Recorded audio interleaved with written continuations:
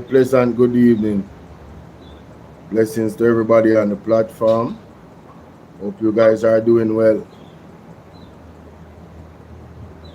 Today, today we want to talk about the elephant in the room.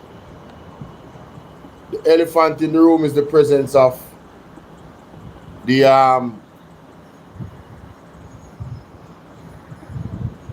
the elephant in the room is the presence of the warship. The presence of the warship in Jamaica. That's the elephant in the room. Now, I'm going to give you guys an opportunity to call in. I'm going to give you guys an opportunity to call in on WhatsApp. You understand? I have to log in back my WhatsApp on the computer. So, we're not there yet because the show does start, right? Remember that the donation links are pinned. If you want to donate, the Cash App is there, the Zelle is there, the PayPal is there. And if you want further information, obviously, if you don't have my number, you can get the number, right? If you want to reach out to me, privately. All right? Anyway, so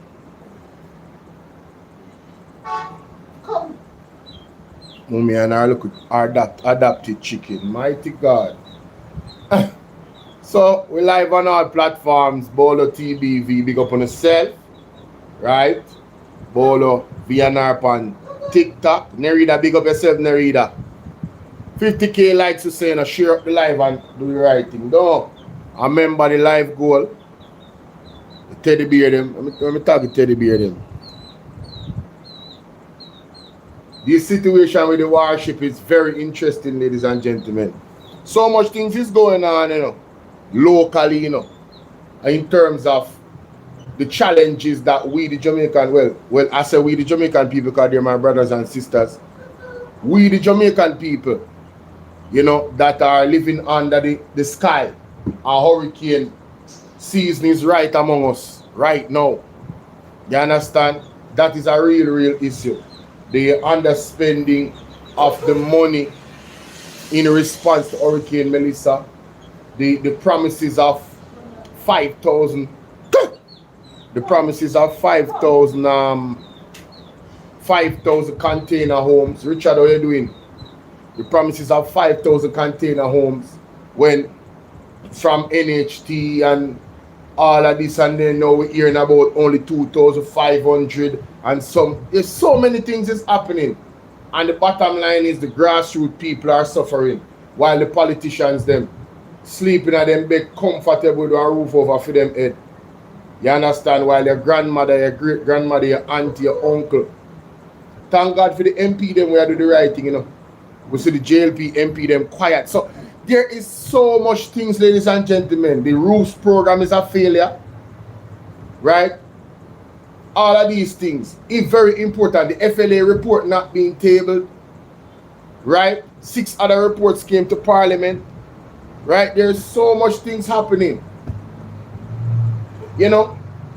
Somebody took the time out to message me on TikTok, and unfortunately, it was a labor right. Unfortunately. And,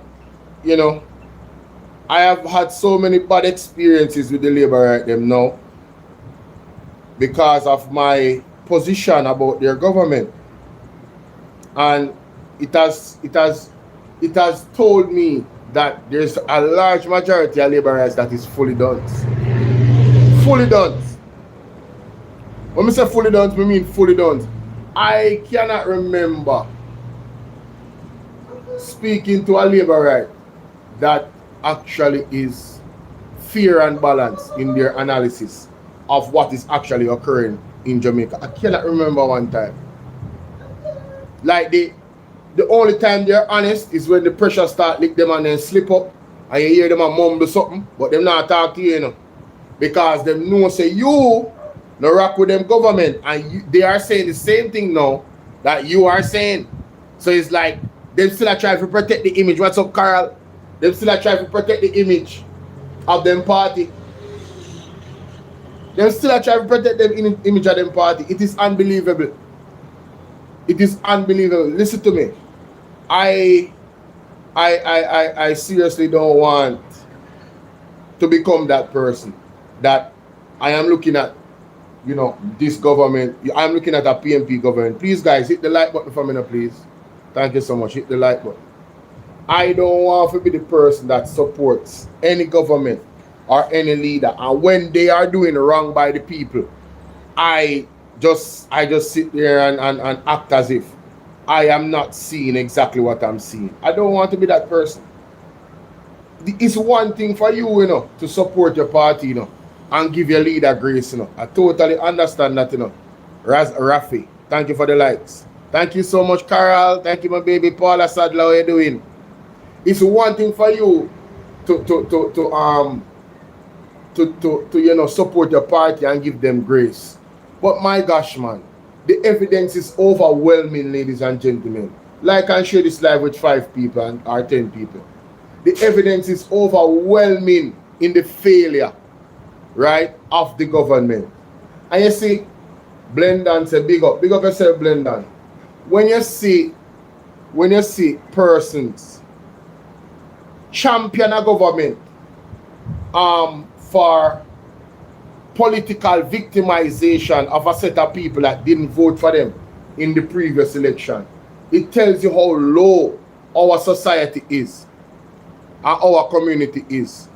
It's like we have totally lost our humanity, ladies and gentlemen. I am here to talk about that in a Dan Faulkner. Yeah, man, I'm here to talk about that. That is the reason why I'm here. Because I've heard a lot of interesting views. But like I said, back to the labor right now. When you see a government operating in a manner that doesn't serve the people, and you cannot you cannot open your mouth to say, you know what, this is my party, you know, I support them, and my party, but honestly, in this regard, they have failed. Because I couldn't feel proud to have a party that is victimizing people because they didn't vote for them. I think that's counterproductive. I believe that if you are a government, ladies and gentlemen, and you want to win over any person, any people, serve them as how you would serve your own. Serve every single Jamaican equally, even if they didn't vote for you. As a matter of fact, persons that didn't voted for the Jamaica Labour Party. Say, I'm from Westmoreland and what? In Darliston, and people are still homeless under blue tarpaulin. Without a doubt. Somebody was also in my comment section from St. Elizabeth saying that she lost her whole roof and the government did not even look at her, and labor rights all around her has gotten help. So it's like, what do you say to a person like that? What do you say to a person like that? That persons around them that literally you know, they don't have the same level of damage or equal. They have less damage than that person. And then the government or whoever is working for the government circumvents that person and gives the labor right them around her help and leave her out. Come on, man. The labor right them that live in that area should have if they were real patriots, if they were real human beings, they would have protested against that activity from the government or the government agents that are doing the assessment. They would have said, no. We don't support this, you know. They have a right to vote for who they want to vote for. And in a time like this, politics cannot be the order of the day where persons have been ravished by a natural disaster. This is not the type of government that I want to continue to support. That's the only conversation should be having in it. And if the PNP do it, the PNP is supposed to do the same thing too. And say no, we cannot support it. You know? No, this is wrong. This is wrong. This goes against everything that is principled. You feel me I deal with? And if you're not doing that, then guess what? You have lost your soul. You have lost your soul, ladies and gentlemen. All of you that are supporting this partisan approach to relief. All of you that is doing that. People have come out on the media saying, oh, sir, you come out on the media and say, sir, them never vote for Andrew, so why they want Andrew to help them? I'm like, what? Do these imbeciles, do these dunce know that everybody in Jamaica pay tax and the tax is for everybody? Them didn't know that? Did they know that? You see, if the labor them want to go live in our place by themselves, go ahead. Pick one island, capture it, and want to go live there. Vote for Andrew, worship him, make him walk pound. When he walk, so he not touch the ground like a Jesus Christ, and go and worship him. And then you go and have pizza hell if you don't want to do that. But under no leadership, no democracy, our government is supposed to, what's up Ryan Campbell? Under no democracy, our government is supposed to vilify a certain amount of certain people because they didn't vote for them. No. That is not democracy. That is the opposite of democracy. That's unpatriotic. But anyway, let's get into it, ladies and gentlemen. Now I'm gonna make the general start issuing. Your man is a melting pot. Mighty God. Melting pot where them, boss? Yes. Good evening. Good night. Good morning. Good afternoon. Worldwide. This is City Hall. I mean, I'm a brother there so tonight, people. I mean, I tell you, say tonight, I'm a nice because you don't know a nice City Hall and me and man of the wilderness. And we have a lot of things, deal with and discuss because Jamaica not run right under the current scheme of things. No. People, I mean. Not run right. But listen, not run right. Big up the government. Yes. Respect. Yes. But you see me? The truth is just the truth. Just the truth. I have to respect it. That is it. Our country now run right. Nah, run right, nothing. Our country now run right. All who believe me, boss a blank say blow. It's nothing. It's not me, it's not puffy. In charge of the country, them a loggerhead, and them careless, and them have mafiaism within them scope. So everything is just on the back burner. But we are bringing it forward tonight and discuss some real issue. But I want to big up the people them as usual in the chat. Enough love and respect, And all the blood and fire come with them worldwide. Big up the People's National Party and its representative, All the 28th Talward. Enough love and respect. To the leader, Sir Marky G, blessings as usual, And to everybody in the 2 Mile region, enough love and respect. Rockford tight, World tight, same way. Ground Zero, enough love and respect from the platform, And right around Jamaica, Because right now, we don't make it political, we are make it patriotic, So you say, Jamaica, who say Jamaica fit, then at the hand of a real leader, big up on yourself, We are talking about leader we can certify, And we are talking about leader with integrity like the integrity boss, Sir Marky G, where we know well always certified. So that's what we are going with some reasoning tonight, my people. Because me I tell you, say, Jamaica, in a slippery slope, sinking. As the clock tick, tick, tick, Jamaica keeps sinking because of the high level of corruption, and the idiotic government where we have in charge, especially the guy, the Prime Minister, Andrew Holness. Female not good enough. Be a garbage him coming all the while, come to trick and can and tell lie. But we are going to deal with them tonight, proper my people. Back over to the host. Alright, so Yo, let me say, a one melting pot, never two. Let me play that tape here. Moving on. For months now, the United States has been quietly building up military power around Cuba. Warships, surveillance aircraft, fighter jets, and thousands of troops positioned across the Caribbean.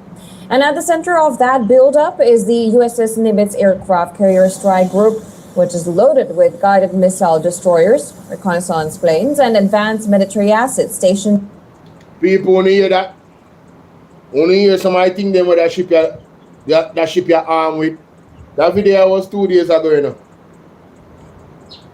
You understand? Washington deploys warship, aircraft, and troop around Cuba. Zane, now, 2 things can be true at the same time, ladies and gentlemen. What's up, Joy Barnes? How you doing, my darling? 2 things can be true at the same time. 1, they are here for Cuba.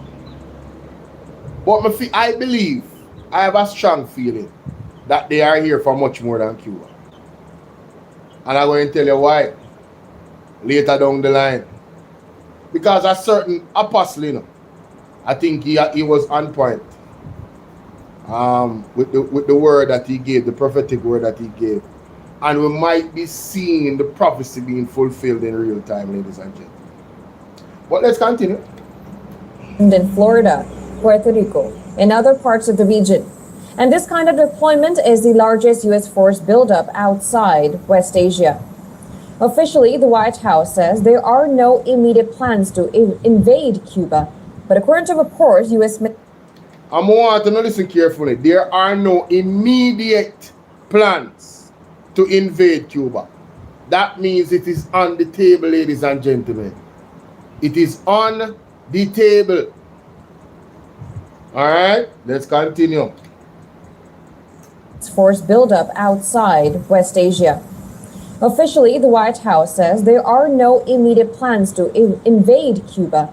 But according to reports, U.S. military planners have already gamed out multiple scenarios for possible action if conditions on the island deteriorate further. Want to hear that? So it's a judgment call, you know. If conditions on the island deteriorate further, according to the United States, whoop, Cuba get pound span.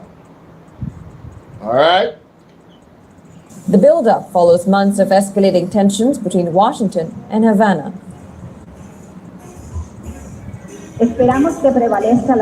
We hope that dialogue will prevail at this time, when the aggressive actions taken by the US government against Cuba cast doubt on the seriousness and responsibility with which it is approaching this process.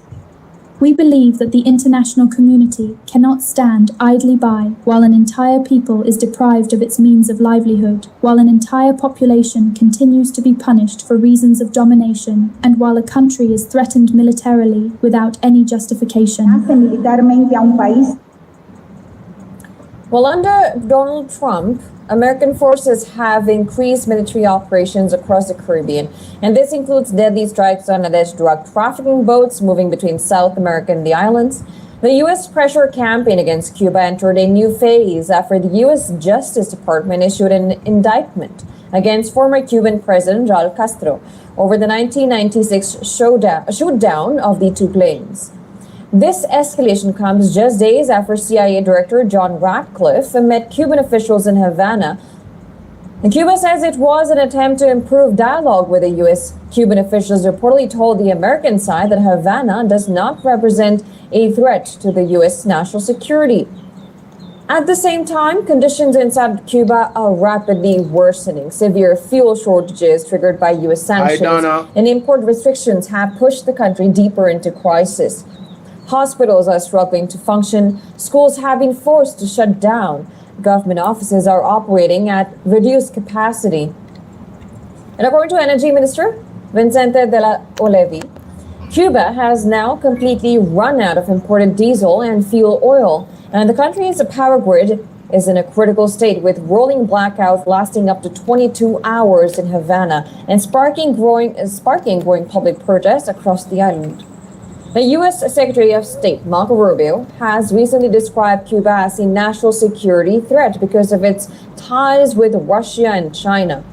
Relations between both the countries after the Cuban Revolution in 1959, followed by the invasion of the Bay of Pigs in 1961, a U.S.-backed failed invasion attempt to overthrow Castro regime. So the U.S. tried to overthrow Castro. But Cuba is the aggressor. Wow, man, listen. This is some funny stuff, boy. It's not funny, you know, but I mean, I don't see how anybody can be like, yo, Cuba must be invaded. I don't see how anybody can take that stance. If you're a humanitarian, like, how do you just go and say, yeah, man, you know, Cuba should be invaded because, yo, they did this to the United States. What did they do? That's my question. What did they do? All right. I heard this story about well, I'm not going to say. Let me just go to the clip. Let me just go to the clip, Jamaica. Now listen to this. Hear this now, people. Bless up, melting pot. But yeah, say, brother man, we're knock it. So people, right now, we're show the case soon and show it to them. You see, Pat, we're not a journalist of Jamaica, so I'm repeating we have enough. Because the president of the United States, he go around this and he not get no victory at him fail. And the ultimate aim of it, attack Cuba. You see them come with the doctor and them and thing. So them draw back for 1996. And 96 where them say, them shoot on 2 planes. Yeah? Them shoot on 2 planes and roll around 94 and 95 now, you know. 200. Right? And them indict him. And see when them do it down in Venezuela, them pass the same worship. Where them try to Trinidad and I can share with 10 people. No, I'm going to go on a series of video. I mean, I know how them know. Because Andrew, instead of him and Crab going on, remember, you know, people, Crab are the National Security Minister. Andrew are the chief. Because them the chief, you know, like when you have a war and them thing, they commanding chief. You don't know who to take off them, all right. But about the commanding chief, you know, Mercedes said the war don't take off me, all right. Andrew the commanding chief. And then Crab are the National Security Minister. And a worship, why that's in an education, dumbbell. And a boom verse from the worship. And I talk about education. That don't make any sense. No sense. It don't make no sense at all, people. It don't make no Listen, sense. Listen. Thank you for sharing. Thank you for sharing. Cuba the right there, so Cuba out to get attacked. Yeah? You see everything we're going, just watch the video that I'm going to show you now. Yeah? And who the man said have the dog. Just watch it. And the same thing build up down in Trinidad. But remember, Andrew then, you remember it's a Jamaica for that coke and thing, you know. And it's so bad, that big nasty thinking crab. As remember, you know, education minister nothing to do with warplane, helicopter, missile and thing, and nothing with gun and thing. That will be the commanding chief or the national security minister. Right. None of them not go there, you know. Who bad go there not tremble like leave? Where are Jamaican? Who bad not in the mouth, you know. But president, please don't talk. When you see them making come out, you know. Pumbad's spooky from in the early 80s. And it gets spookier now. I will leave that to melting pot, you know, because, you know. But watch the video. But never make out the case clean too, no. Don't follow them when them go on the ship with them arms house. This on the ship, we shall talk about the clothes and education. Jay that. And some know them done. Listen, my man. She fi do it, man. Watch my video. Just watch how good enough. Watch. Look. What can go so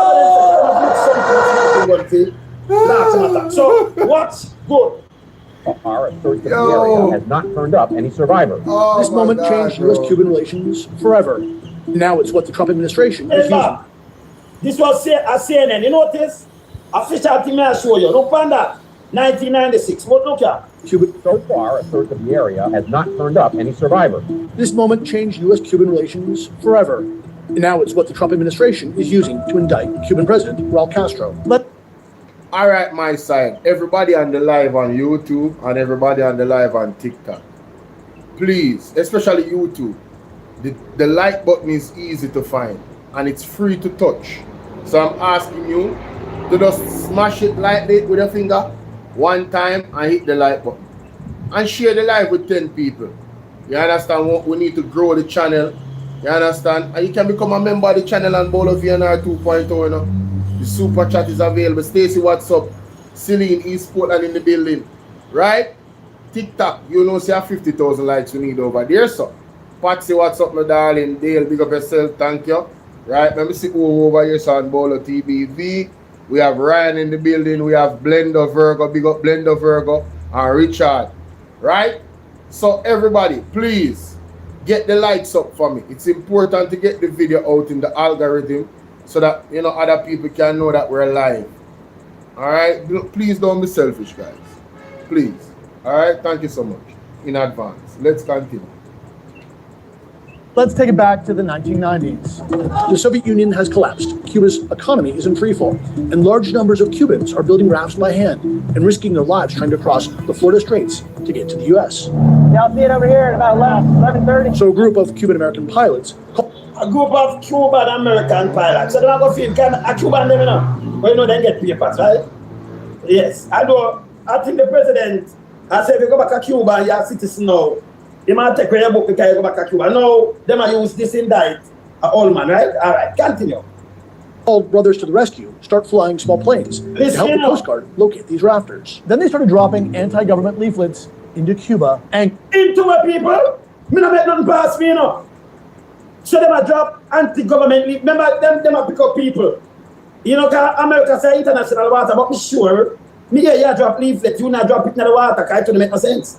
When them just say to drop melting pot, the leaflet. Remember play it back phone up. Hey, no pass me, you know. This, I didn't report. But me sure them say into Cuba. To Cuba. Them done.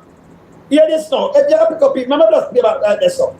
So they might drop a American leaflet into Cuba. And not just hear space over the land. Listen again. Over here at about 11:30. So a group of Cuban-American pilots called Brothers to the Rescue start flying small planes to help the Coast Guard locate these rafters. They started dropping anti-government leaflets into Cuba, angering Fidel Castro. In fact, dropping anti-government leaflets into Cuba, angering Fidel Castro. One more time. Locate these rafters. Then they started dropping anti-government leaflets into Cuba, angering Fidel Castro. In February 1996, Cuba shot down 2 Brothers to the Rescue planes, killing 4 pilots, 3 of whom were American citizens. Cuba said the planes were over their airspace. The U.S. said they were over international waters. So they over international water and stay over there and drop leaflet into Cuba. You show me a leaflet and drop in Cuba. You could have stayed over international water and drop leaflet in Jamaica, brother? No. All right, let me continue still. Continue. The aircraft were unarmed, posed no threat to Cuba, and these aircraft were shot down without warning. This is not cojones. Oh God, man! If you drop anti-sentiment about a government in our country, that different, that even powerful than not enough missile too, maybe it's an upsurge of violence and overthrowing because them kind of thing that cause problem, don't it? Yeah. Anyway, I'm going to listen. And that statement they were. I mean, I have to pick up Mr. Wayne Loans because I tell you, so the man bring it in on. People gonna have to watch that full live stream. Man. Me not even play everything. Last night, we call it City Hall with the melting pot. Yo, wanna have to watch that. Like, me not tell no lie. Deal with Dean Jackson Miller wicked. Yo, Dean Jackson Miller. Me not tell no lie. Me ain't deal with this, you know, because me never want to disrespect you. You understand? But me not lie, me did vex. Me did vex how you deal with Nikisha Burchell. And then the style of PMP, you like something about the PMP. Come like say you're labor right. You know what I mean? And you play like say you're on a labor right. Right? Me not rate you. Me not rate you for that again. Me not tell no lie. But me not this still. But me I go and watch you. Me I go and watch you Dean Jackson, you know, because the thing say, you know, we approach the thing like a professional and you know you have to be fair. But the only thing when we see where you do fear is that you quoted Nikisha Burchell correctly. But your analysis of her, it was like you never read what she said. You understand? Her analysis and analogy was on point. There was no disrespect. None whatsoever. right? And then I talk about PMP, catch foot in mouth disease. Well, go and bless up still, Jason, but it's not about you right now. Some unknown bro, how you doing? Blessings, my sister. We have Queen's Candy in the building, eh? Queen's Candy there everywhere now. Queen's Candy, you subscribe to all of my platforms, them, don't? You must subscribe to all of my platforms, them. There's no doubt in my mind. They're everywhere. They are Bolo VNR clips, Bolo VNR 2.0, and Bolo VNR clips. They're everywhere. I understand. Respect. I'm going to say big up to the people, man. Thanks to the love and supporting of the live stream. We're going to go and like and share. Let's continue. And they never called no threat, right? Yeah, number one, listen. Oh yeah, yeah. As I was saying, sorry, I got distracted by bigging up the people. See, when I say Jamaica and the world, can you imagine if a ship flew close to America, dropping anti-Trump or anti-Obama flyers? What would America have done? What would they have done? Would that ship would it be okay? Would that plane be okay to do that? And when you look at the scope of Cuba already are getting enough pressure outside. I mean, them do everything to tear down Cuba's independence and the ability for them to stand on their own. And there's no lies in that. Whatever their motive is, Cuba seems to want to be insulated, depend on themselves, and govern themselves, or they want to govern themselves. And I don't understand what is wrong with that. I don't see if you don't want to live in Cuba, you leave. And when you look at the results of what the Cuban architecture of governance is doing, it's empowering the people. It's reciprocation with the educational programs they have, especially with the doctors. They have some of the best doctors in the world. Cuba was one of the only countries that built a vaccine in COVID. Literally, when it happened, they built a vaccine. No, a lot of people don't talk about that. That was actually amazing. The only reason why Cuba is poor is because people are interrupting. The United States specifically is interrupting their progress by putting these embargoes on them. If Cuba was left to their own vices, they would be a prosperous nation because of their work ethic and their education. I'm telling you, it's just the truth. It is just the truth. Right? It's just the truth. If America did not engage and be going after them like they are, like they have been, Cuba would be a beacon of light in the Caribbean. Look at what they're doing with all the things they go against them with. This is the final straw, you know, locking off them fuel, you know, because they see that Cuba is self-sustaining. They don't need America. They don't need anybody. The friends that they have is enough. You understand? They don't need nobody. Cuba has come to the aid of many different countries around the world in the biggest time of crisis. Right? Who Cuba need? Only thing Cuba need is God. Nothing else. Them have the right approach, ladies and gentlemen. It work for them. It work. A bad man, some of my people in America bad man, you know. A bad man Cuba, brother. As far as me concerned, a bad man. Then just want to know, say, oh, you too strong, you know. You're in the Caribbean, you're supposed to bow down to America. That are the posture we get from them. In my opinion. Just my opinion. Colin, how you doing, Colin? Big up yourself. Antonio, bless up my brother. Let's continue. Boom, we're American citizens. Cuba said the planes were over their airspace. The U.S. said they were over international waters. The aircraft were unarmed, posed no threat to Cuba, and these aircraft were shot down without warning. This is not cojones. This is cowardice. Then President Bill Clinton tightened sanctions, which are still in place today. And the families of the victims have been pushing for an indictment like this ever since. We will continue to yell out for justice, for freedom, for the Cuban people. Fast forward to today, Donald Trump has repeatedly threatened Cuba. Yeah, Cuba's going to be next. You're very much at the end of the line. Cuba going to be when? Next. Last or next? Next. Speed up. Play back. As soon as you're ready for me, I come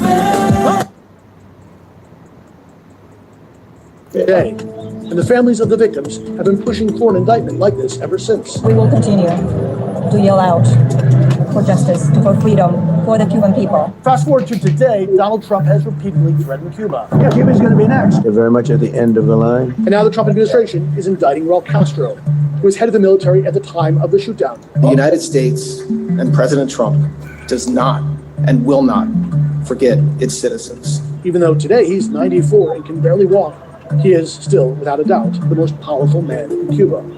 Okay, so it depends that. That does today, you know. Follow me up now. Continue, follow me up. Watch again now. Of electricity, and so they are protesting against America and its people. Me make sure leave, but look and read down this. This is 2 weeks ago. This put up. This is Channel 4 News. Yeah, man. Channel 4 News. Yeah. Channel 4 News said Cubans told to prepare for U.S. invasion. 2 weeks ago. 2 weeks ago. More you listen. I'm some better one from Jamaica. 2 weeks ago, these people. Channel 4 News. Watch this. Listen. They are running out of electricity, and so they are protesting against America and its embargo. And by the way, Channel 4 News are from UK, yeah? Trevor stop work on Channel 4 News, Pat. Trevor McDonald. And then yeah, man. Yeah, I'm stop work now. All right, cool. Let me just play it back again. All right.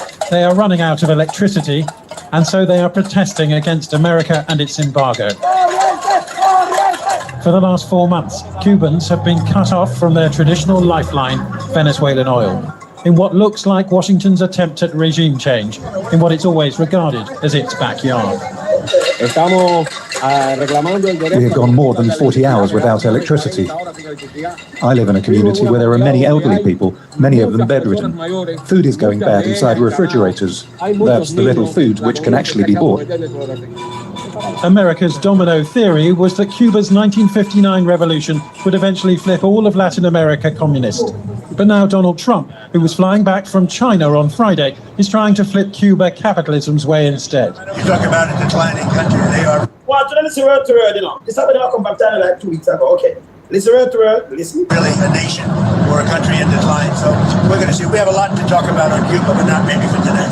The president sent his CIA director, John Ratcliffe, to Havana this week, America's chief spy, demanding what the agency called fundamental changes, with US officials not ruling out the use of force. Okay. No, the one sit number. That's follow my video, you know. I'm well put. Remember, you want to say we know the tabloid. The faces of US intelligence officers were blurred in what is otherwise a blatant return to the politics of the Cold War. It's my personal opinion. You cannot change the economic trajectory of Cuba as long as the people who are in charge of it now are in charge of it. That's what's going to have to change, because these people are proven incapable. I hope I'm wrong. We'll give them a chance. Come on, bro. Come on. You'll give them a chance? By what? Stopping the oil from coming into the... You don't want them to prosper the way how they want to prosper. The fact of the matter is you guys have been blocking them for the longest from prospering. They have prospered in spite of what you guys have done over the years. Right? And I think this man have some Cuba connection. I don't know why. Yeah, it's kind of weird. It's kind of weird. It really is kind of weird. You know, I don't see Cuba. I don't know. The Cubans are so disciplined. Jamaica should be the one that is getting this smoke from America. Yo, Jamaica leaders is the one that should be getting this smoke. Because Jamaica is not prospering, Virgin. And what you call prospering? Prospering for all our people or just a few? Is it just that because you want Cuba to be a capitalist and not a socialist? Is it a governance thing? K-Girl, what's up? And I'm asking questions. Because the reasoning from Marco Rubio is kind of weird. Selvanev, what you doing? Selvanev, me love how you use the emoji them. Yo, you see, here's an emoji them. You have one that say, do better. With what's your name? Me have an emoji with oh my god, Nikisha Burchell. Yeah man, you have an emoji with Nikisha Burchell. I have some more ideas. I'm going to do an emoji for my honorable members. There's going to be an emoji for what's your name? The young lady that was unalived by the police. It's gonna say justice for Buju. I'm gonna do one for her. You see me? Yeah, because we are gonna keep the argument there alive, you know. So I'm going to put up an emoji for her. Justice for Buju. Yeah? Alright. But I don't think it's going to happen. I don't think we're going to be able to change the trajectory of Cuba as long as these people are in charge in that regime. Raul Castro still dresses like a Cuban revolutionary, even though he's about to turn 95 next month. The Americans are talking to his bodyguard, wearing blue in the middle here. That's also Raul Castro's grandson. But prosecutors in Florida are also threatening to indict the old man to face trial in the United States, as they did before capturing Venezuela's president earlier this year. The message to the Cubans is very clear that a similar situation could arise with Raul Castro being under indictment and potentially extradited. So the message to the Cubans is clear. The pressure is on. A timeline's been delivered. And now it's going to be up to the Cubans as to whether or not they comply. It seems unlikely that US Special Forces really would mount an operation to capture a frail 95-year-old. But what is becoming clearer is that Cuba could well be living on borrowed time. The Americans are not demanding this Caribbean island transition to democracy. But these departing CIA officers are tasked with changing Cuba's leadership to open it up to American companies. To open it up to what? American companies. Open it up to American companies. Come on, what's up? This is capitalism, simple purpose. How you doing, my darling? This is capitalism. Opening up Cuba to American companies. It's business. Nothing to do with the people in Cuba prosper. It has to do with some people that make some money in Cuba. Some companies. That's what it's all about. Let's continue. Let me play about this, you know. Remember 2 weeks, this, you know, people. Just watch it, you know. Just watch what we are doing. Because our news thing, we're down there. Them should have them, yeah, chicken. Around us, yes. The real thing, them. Yes, me I hear so them take down Talk Your Mind TV live stream. And that me I hear, me I get the news from my phone and my WhatsApp. So them take down Talk Your Mind TV live stream and Talk Your Mind. Me can't speak on it because Talk Your Mind says some wild things to them. You know. And I know YouTube still. Because me used to say some wild things too. Me used to just start my mind, me used to stay like him. You see now pandemic, I be a fire when I blaze Jamaica. Jamaica, I'm telling you something. You guys are seeing the refined Bolo VNR.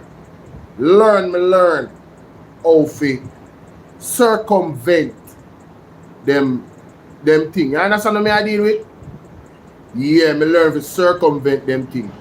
So me know how to talk and still get the message without saying the message. You get what I say? Yeah, me learn how to do that because me notice when you say certain things, I feel them game and I feel them world, you know. YouTube is their world. I am just, you know, passing through. You know, they control it, they make the rules.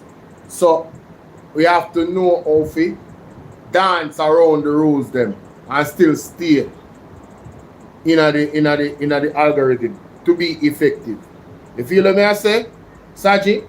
Yeah. No man, only for people do that. Carl, that's not it. Carl, it's bigger than that, Carl. Trust me, I tell you, it's bigger than that. It's bigger than that, Carl. That's not it. Only for people on YouTube, curse by the word. Only for people. If you listen to some of the podcasts them in America, Them curse a lot. Bad word is not it. As long as you have on your video, this is not for kids, you're straight. You see, if you put your video for kids, you will have to tread softly in the stuff that you say or show. Trust and believe that. But you see, once you put up your video and it said not for kids, total different ball game. The Titans are on a city all them. See? All right, what's These departing CIA officers are tasked with changing Cuba's leadership to open it up to American companies and giving President Trump, their boss, the kind of geopolitical success which Iran has so far denied him. Which Iran, but I before I continue. So I look at success, which Iran so far denied it. He not get can't run on Iran, but him say enough more job for do Iran. Him say like couple weeks, like 2 weeks, and we're going around yet. See? Yes. And it now work. So maybe just continue with this and I'll show what them do in a Jamaica where them has hundreds of pieces of nasty for garbage, you know. Garbage. Yeah? Jamaican people make them go down it, yeah? Alright, let me continue this. Today, we are announcing an indictment. Remember 2 weeks them indict him now. I just see the ship. See that? Remember me that story before. Look now. Charging Raul Castro. Today, we are announcing an indictment charging Raul Castro and several others with conspiracy to kill U.S. nationals.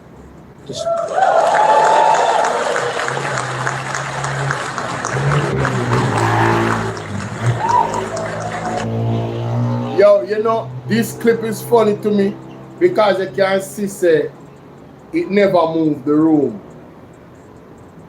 Yeah, it come like say them did have some people in that crowd where, yeah man, signal them to get up. Wanna start clap now.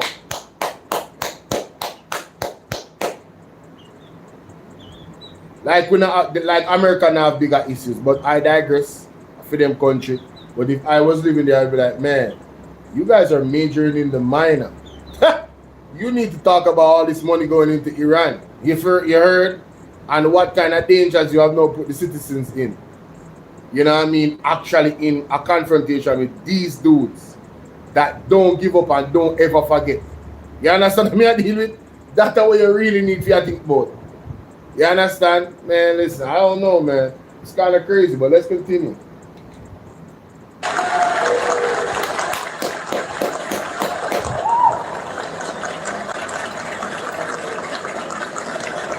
Mr. Angela in our place. Angela, big up yourself.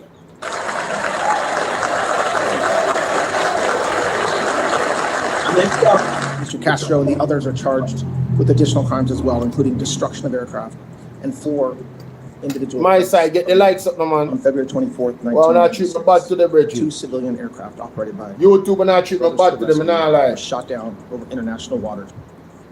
For the people on Bolo VNR 2.2, Bolo VNR, Bolo TVV, you guys, it's easy for you to hit the like button. Why? Because of the type of live stream I'm doing. It's not a virtual on there. So the like button is where it always is, and it usually is.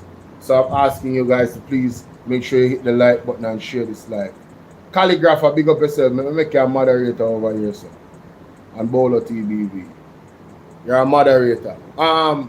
For you guys watching me on the virtual on the phone, all you have to do is double tap the middle of the screen like TikTok.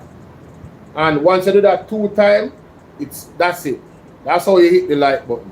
So I don't know if people are unaware, but I just wanted to make you aware of how you do that. All right, let's continue. Our international water drop leaflet in our country, but our international water, you know, the leaflet them blow from international water that drop in Cuba as if it uprise, right? Okay. All right, good. Aircraft in Cuba. As alleged in the indictment, Raul Castro and 5 co-defendants participated in a conspiracy that ended with Cuban military aircraft firing missiles at those civilian planes and killing 4 Americans. Those are the allegations. But then they say 3 of them are Cuban American. The other one never, but now 4 American. Them say 3, you know, Cuban American. Yeah. The other one must never get nothing yet, but maybe after I'm dead, them turn citizen. But all right, continue. Continue. Can I have the report that to continue? Returned by a federal grand jury. My message today is clear. The United States and President Trump does not and will not forget its citizens. Charging Oh, no what's that, you know? So, let me show you something else going up. So, I'm going to get a sequence where Andrew one is cannot trick out. I tell you what go on. Not even our media houses pick up. Oh, me I go over them and them. It's there. Remember, continue now. Remember, you have a Cuban president say about this indictment. If them come, listen. Cuban President Miguel Diaz-Canel said on Monday that any U.S. military action against Cuba would lead to a, quote, bloodbath, and one with incalculable consequences for regional peace and stability. Diaz-Canel issued the warning in a post on X and added that, quote, Cuba does not pose a threat. His post follows an Axios report published a day earlier citing classified intelligence that said Cuba had acquired more than 300 military drones. The report said Cuba had discussed plans to use them to attack the U.S. naval base at Guantanamo Bay, U.S. military vessels, and Key West, Florida. But Cuba said the U.S. was fabricating a case to justify potential military intervention. In Havana, some residents said they would resist any attack. I know for a fact that Cuba is a strong country. The Cubans are very brave, and we're not going to back down. If they come, they'll have to fight, because Cuba will fight back. That's what I can tell you. My country, whether we're hungry or not, no matter what, will fight back. They better not. So, Andrew, they never call patriotic, not you. Not you. You hear this? Yeah. Come, because there's going to be a fight, you see. Another resident said he supported talks between the U.S. and Cuba. There must be an agreement between the two sides to talk and negotiate whatever they want, and Cuba must also enforce its laws. Do you understand? But they shouldn't invade Cuba. Cuba will defend itself at all times. Yeah. It will never hand over the country. It will never hand it over. Do you understand? Cuba has come under increasing strain since the United States cut off its energy supplies after arresting the president of its then ally, Venezuela, in January. Tensions between the two countries have risen sharply in recent days. Reuters reported last week, citing a U.S. Department of Justice source, that prosecutors plan to indict former Cuban leader Raul Castro over Cuba's 1996 shooting down of two planes operated by a humanitarian group. All right, so let me just continue. I'm going to show you now, and then I'm going to show you Jamaica people. Where they can eat that them man go do. It reads, you know, say like, don't say, you know, watch this now, watch that. Have told us that the USS Nimitz aircraft. A CBS News, this American news. Remember, you know, we don't do tabloid around here. So we use legit thing to show you. Oh, our people don't pick up this. Because them don't follow these things. Hear what them say? Official told them the news. Official. And look what I want. And it also show the ship. See the ship name in the water there? Nimitz. It's down there right now, you know. All right. You want to see it? It belongs to you know. Watch out. U.S. military officials have told us that the USS Nimitz aircraft carrier and a couple of escort ships have crossed into the Caribbean Sea. One of the big up, Devon, big up. Wagwan, so wait, do it freeze?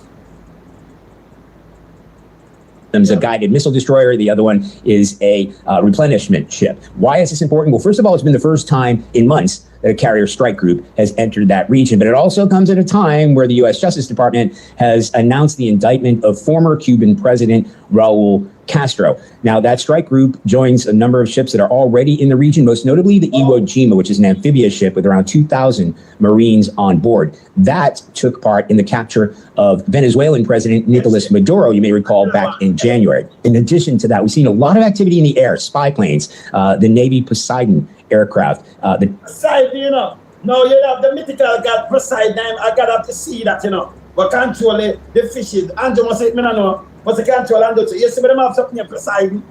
Yes. Poseidon control the sea and everything. What can you go so? Poseidon. So them have all these things around right now as we speak. Yeah, and then never play it back, you know. And then I'll play what Jamaica said. Where the U.S. Justice Department has announced the indictment of former Cuban President Raul Castro. Now, that strike group joins a number of ships that are already in the region, most notably the Iwo Jima, which is an amphibious ship with around 2,000 Marines on board. That took part in the capture of Venezuelan President Nicolas Maduro, you may recall, back in January. In addition to that, we've seen a lot of activity in the air, spy planes, the Navy Poseidon aircraft, the Triton, which is a drone, flying around areas. We're talking about maybe 24 of these flights in the regions around Cuba. This would be for potential target acquisition or to scope out any threat there might be to U.S. troops. So as the political situation in Cuba escalates, so too does the U.S. military presence in the region. Okay, so I'm gonna move this again. I'm gonna play our people, them now people. Now play them to us, you know. Can I want to see clear, I want to see, I'm going to clear pattern, you know. I'm going to go, not my word. Not my word. No, not Alright, so let me show you now the clip them. Jamaica, I want to look on Daryl Vaz on his video. I want to listen to this carefully. Zane, check this out. Moment, unforgettable day. This is an unforgettable moment, unforgettable day. Things that you dream about, that you're actually experiencing. Probably few civilians get this opportunity in a lifetime. And so I want to thank you. But more importantly, just to reiterate what Minister Dixon said in terms of our relationship with the United States of America, unshakable, unbreakable, and long legacy of cooperation. So we look forward to welcoming the vessel into Jamaican waters and to dock. So again, for me personally, unbelievable, unforgettable day. And as I said before, I just want to thank Scott and look forward to welcoming the vessel and the Admiral into Kingston Harbor to have some good coffee, no rum, and reggae music. Yeah. This is unforgettable. Now, ladies and gentlemen, let me preference what I'm about to say very, very carefully. It is alleged, there's an argument around the media space that Daryl Vaz is a informant for the United States. Patrick, big up yourself. No man, him look comfortably in this video, man. The video when me play a while ago, them cut it up in a clips. So them show him best moments. I film video that pan in TikTok, you know. We never see that one there. We never watch that one there. No. Yes. What I'm saying is, there is an argument out there that Daryl Vaz is a informant for the United States. That's an argument that is out there. I don't know how true that is. There's also an argument, the reason why he's an informant is because of certain activities that would have him allegedly compromised legally. I won't go into detail about those allegations, but that is also in this space. And you know, Daryl Vaz's name just does not have a good antecedents among the tongues of a lot of people in Jamaica. I don't know what them know about the man. I can hear all of these things. You understand what I say? Not my word. And you have heard Head Boy speak on Daryl Vaz on several occasions where these things are concerned on different platforms like PDTV and myself. You understand? My own and others, right? Mystic Sensation, all of these. You know what I mean? All around. Even on Colin Bell show. So, Daryl Vaz, that is in the ear that he's an informant. Now, separate and apart from that allegation, I am asking the question, ladies and gentlemen, why was the chief of staff, Andrew Holness, why Andrew Holness never go on the ship? You're telling me that Andrew Holness, that love PR so much, did not go and do this meet and greet with a warship in the Caribbean? Him have to know about it, him the chief. So where was Andrew Holness? Where was Horace Chang? Horace Chang, aren't you the Minister of National Security? How is Daryl Vaz doing this and not you? What you do? There's also allegations about you, Horace Chang. Right? As a matter of fact, I've seen the WikiLeaks thing about you. Not very good. I don't know how comes you are Minister of National Security with those things circulating on WikiLeaks about you. I don't know how you are minister of national security. But as a minister of national security, for a warship to come to Jamaica, you should be present. Where are you?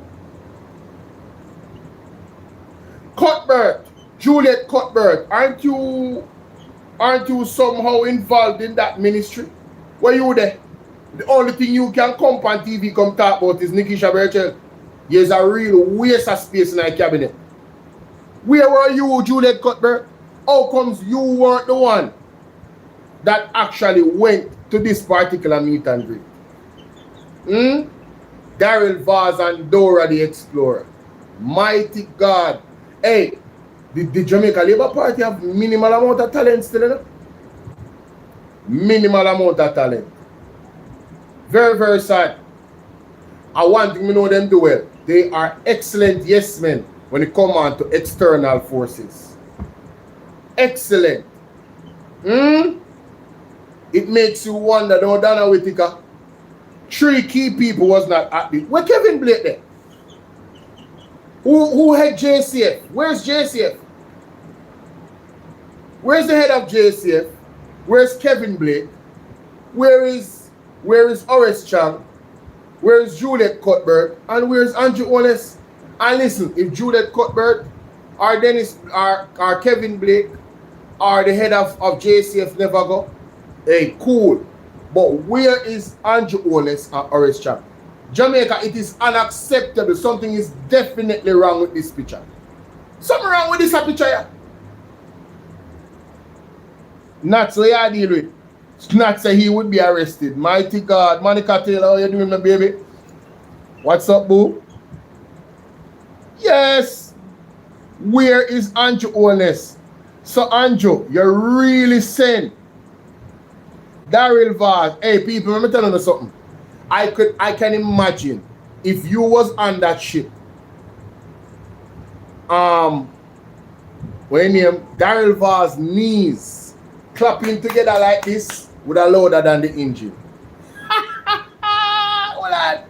Somebody said they want to see picture. Hold on, let me show you the picture. I want to show you a picture of Daryl Vaz. Or Daryl Vaz look. I want to show you a picture of Daryl Vaz look. You can't make this up. Daryl Vaz, the man was out of space one at a time. You have to say, yo, brother, you're good. Jamaica, look on Daryl Vaz. Let me show him. What the TikTok people in there? Look on Daryl Vaz. That don't look like one man that's a nervous wreck. Look on Daryl Vaz. The amount of things that go through your minds. What in a 20, in a 5 and 1 second. Look on Daryl Vaz. Look on Daryl Vaz. Look on Daryl Vaz, Jamaica. Oh, for you people that are on this, you know, so I'm going to send a picture and put it up. Let me give me a second. It's like when you look at Daryl Vaz's face, in contrast to Dora the Explorer, it's like, wait a minute, what is going on with him? The man has sweat. What? White people are easy to sweat like that. Easy to see them sweat, you know. You can clearly see say Daryl Vaz has sweat. Clearly. Andrea said, where was the head of JDF? And that me I say, how comes them never get featured in the video them? Where were they? Thank you for sharing the live, guys. Really appreciate it. Big up on yourself. You see the numbers them go. Thank you. Continue to share the live here and like the live. Let me send this thing to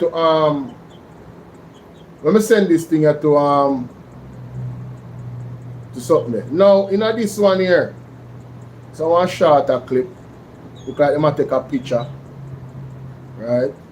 Today has been an absolutely special day. We're on the West Success Limits.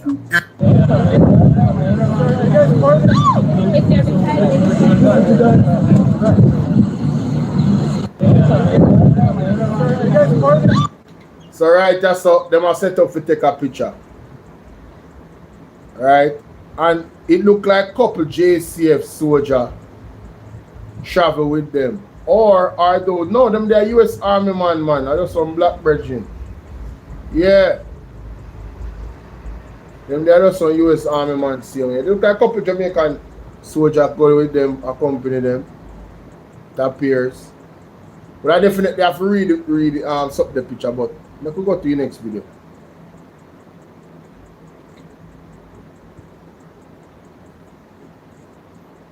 Limits, and it is one of the large. Today has been an absolutely special day. We're on the USS Limits, and it is one of the largest naval carriers in the entire world. And we got to come on this carrier because of the team at the US Embassy. And I really want to thank the entire team here, the commanding officer, Admiral, wherever Admiral is, I want to thank him also. It's really just a symbol of the US-Jamaica friendship. So I have to say that the Jamaica Labour Party is really good at what they do. Currently, what they're doing.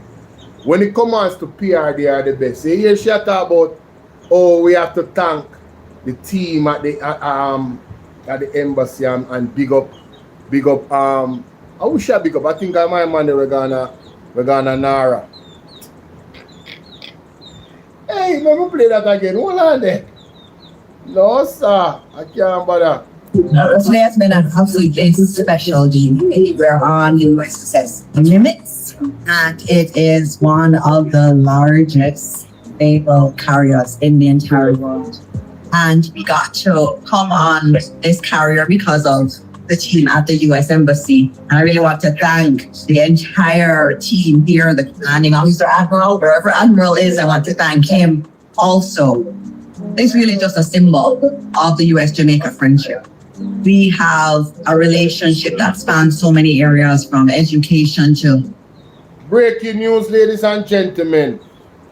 Giovanni Dennis is now the Chief Executive Officer of the Jamaica Information Service. Mighty God.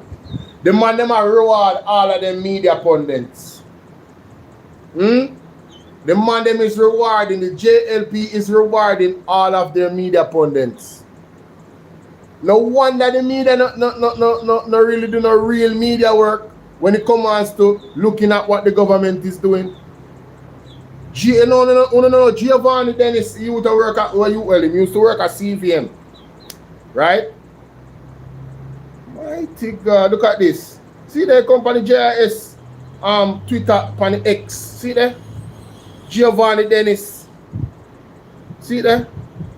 See there? Giovanni Dennis, ladies and gentlemen. Wow. Breaking news. Labor rights them awarding them minions. KPH curtails A&E service amid service staff shortage. The Kingston Public Hospital has restricted service in the accident and emergency department because of severe staff shortage. The department is reportedly operating in emergency mode.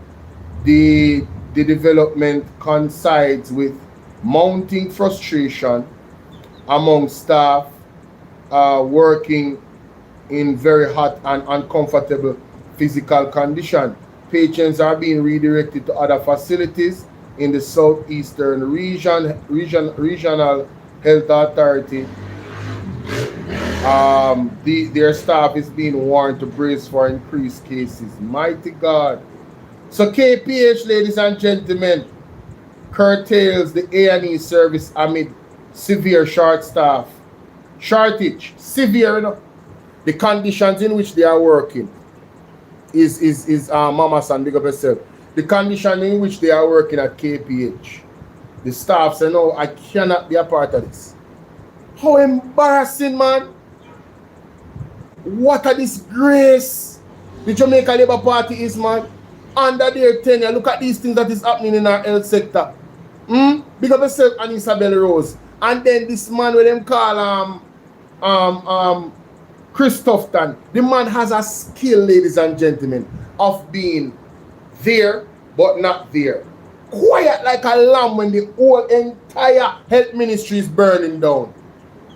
And anytime the pressure comes up, and we, the real media, and I'm going to say it because the media is so compromised, we on ESA is the real media. You understand? The media is compromised. They are sellouts. Is we raise these issues? But wait a minute. This is not right. This is not right.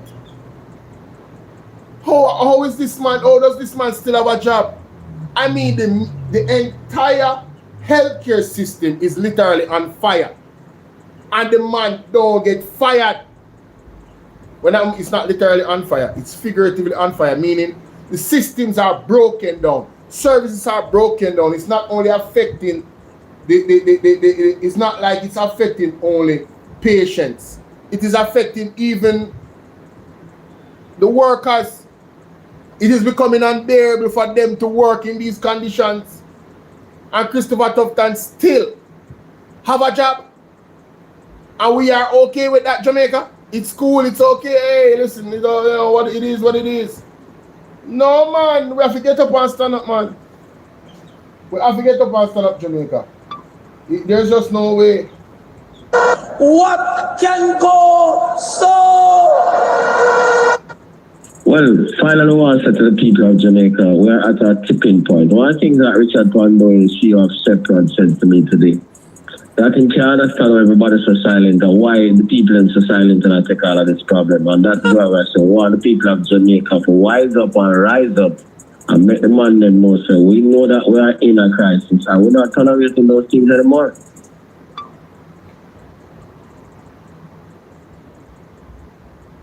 My good brother, hold on them general. More of it set up the WhatsApp on the computer and then me call you back here. Yes, man. Yes, ladies and gentlemen, you see head boy like me, you know, say it's serious. And I just was about to put the WhatsApp on the computer, you know. But I have to link it first, because this is a calling show at the end of the day. I would love to hear from the people. So let me just log into the computer here. Alright. Should only take a second or 5 seconds. And then we can call back the good brother. Head boy. Ladies and gentlemen, head boy is in the building. It's gonna be better on the computer because I'll be able to you'll be able to hear him on all the platforms very clearly. You understand? So yes, here we go. Here we go. Let me take this off the screen. Alright.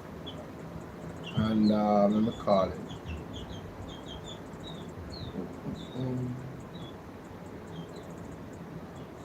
Come on, let's go. What's this? What is this?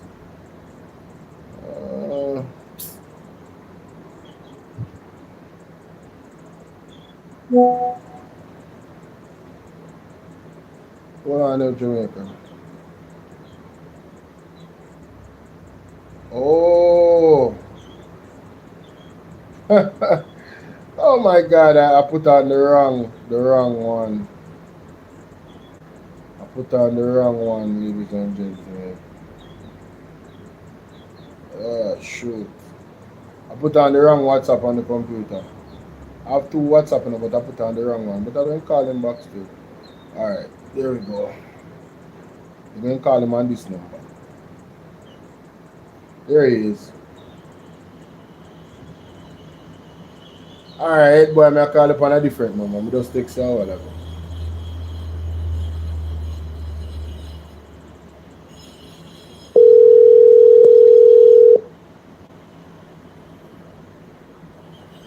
Yes, my brother, can you hear me?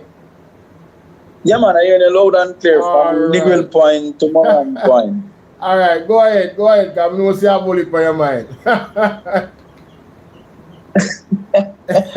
Not much, but I was listening, and I'm saying, boy, this man I find it quite telling that the PM would not be on the ship.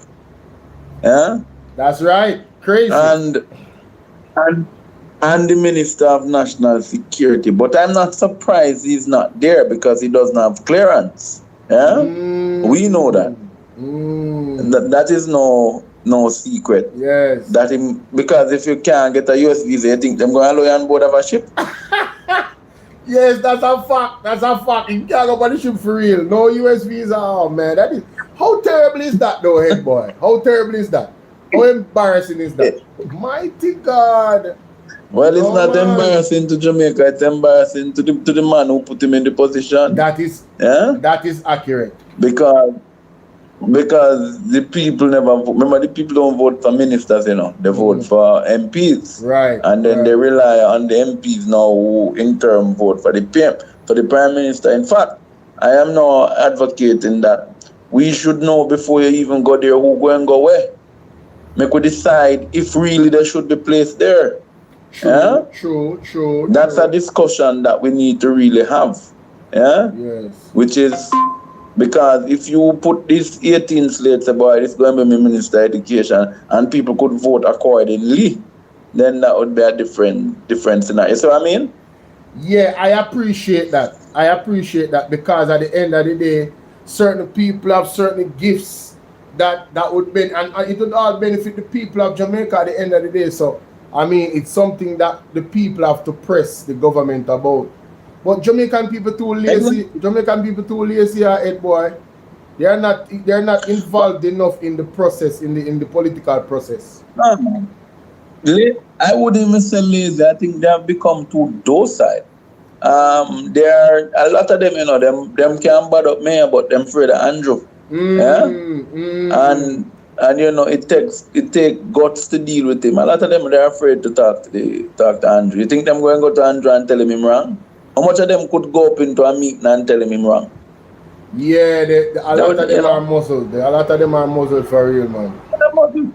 And they're afraid. And I understand in some instances why they are fearful, because when you see a police force that's emboldened. But I don't want to get away from the point, because I want to focus on this ship and what Wayne Lonesome was saying. This ship, it is a travesty of justice. And it is a crying shame that you understand the relationship Jamaica has with Cuba. And you understand the tension. Let's use that. Let's say the tension was not on and America wasn't threatening to invade in Cuba, them didn't put an extra oil blockade on them. Then you would say, all right, they just do them normal thing and go about them business. Yeah? Right. However, the tensions are on. They have made it clear that they have not ruled out an invasion. So if you hear that and you realize that is the situation, why are you now going to engage in a diplomatic mission, as you claim, in quotes diplomatic, that on 90 miles north, 90 miles south of the very same place that is being threatened by your so-called diplomatic ally? Right. Listen, I said it from about a year and a half ago. I said Andrew Holness is in bed with too many people and it's gonna come around to bite him geopolitically. You understand? Yeah. Because isn't there an argument around Ed Boy? Isn't there an argument around who owns half of the ship here in Kingston? The Chinese. No, the same place they ship that.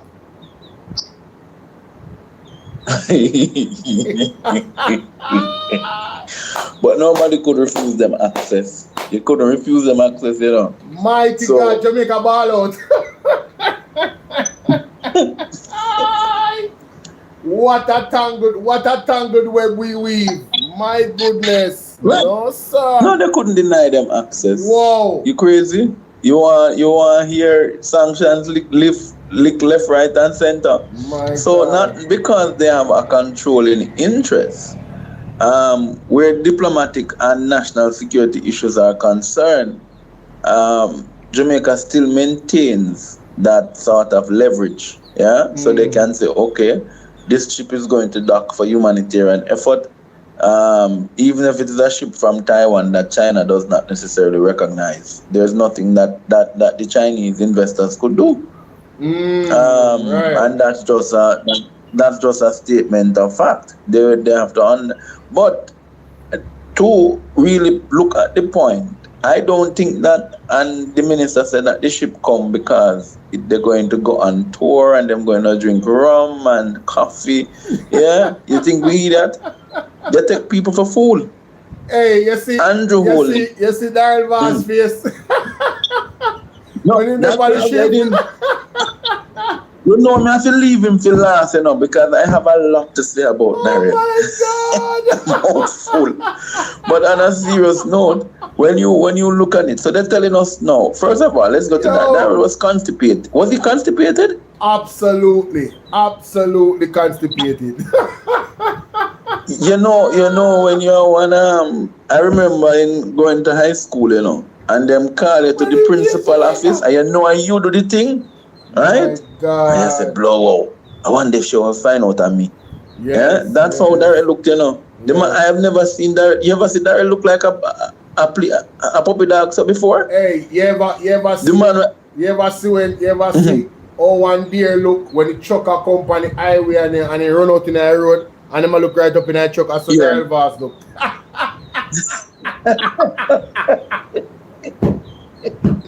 Yo, the man life flashing front of him, yeah, to blow. And my question now is, how comes he's allowed and Horace Chang, the minister, is not allowed? I'm scared for you, man, Anissa. Why didn't they send the junior minister, the minister of Badwood? You know, the minister of Badwood, right? Cuthbert, man. Yeah, man. Cuthbert Flynn. Yeah. Yes. So I would wonder why they wouldn't send her, because she's the junior minister. Why did they send Daryl? If I was in her position, I would feel disrespected as a woman.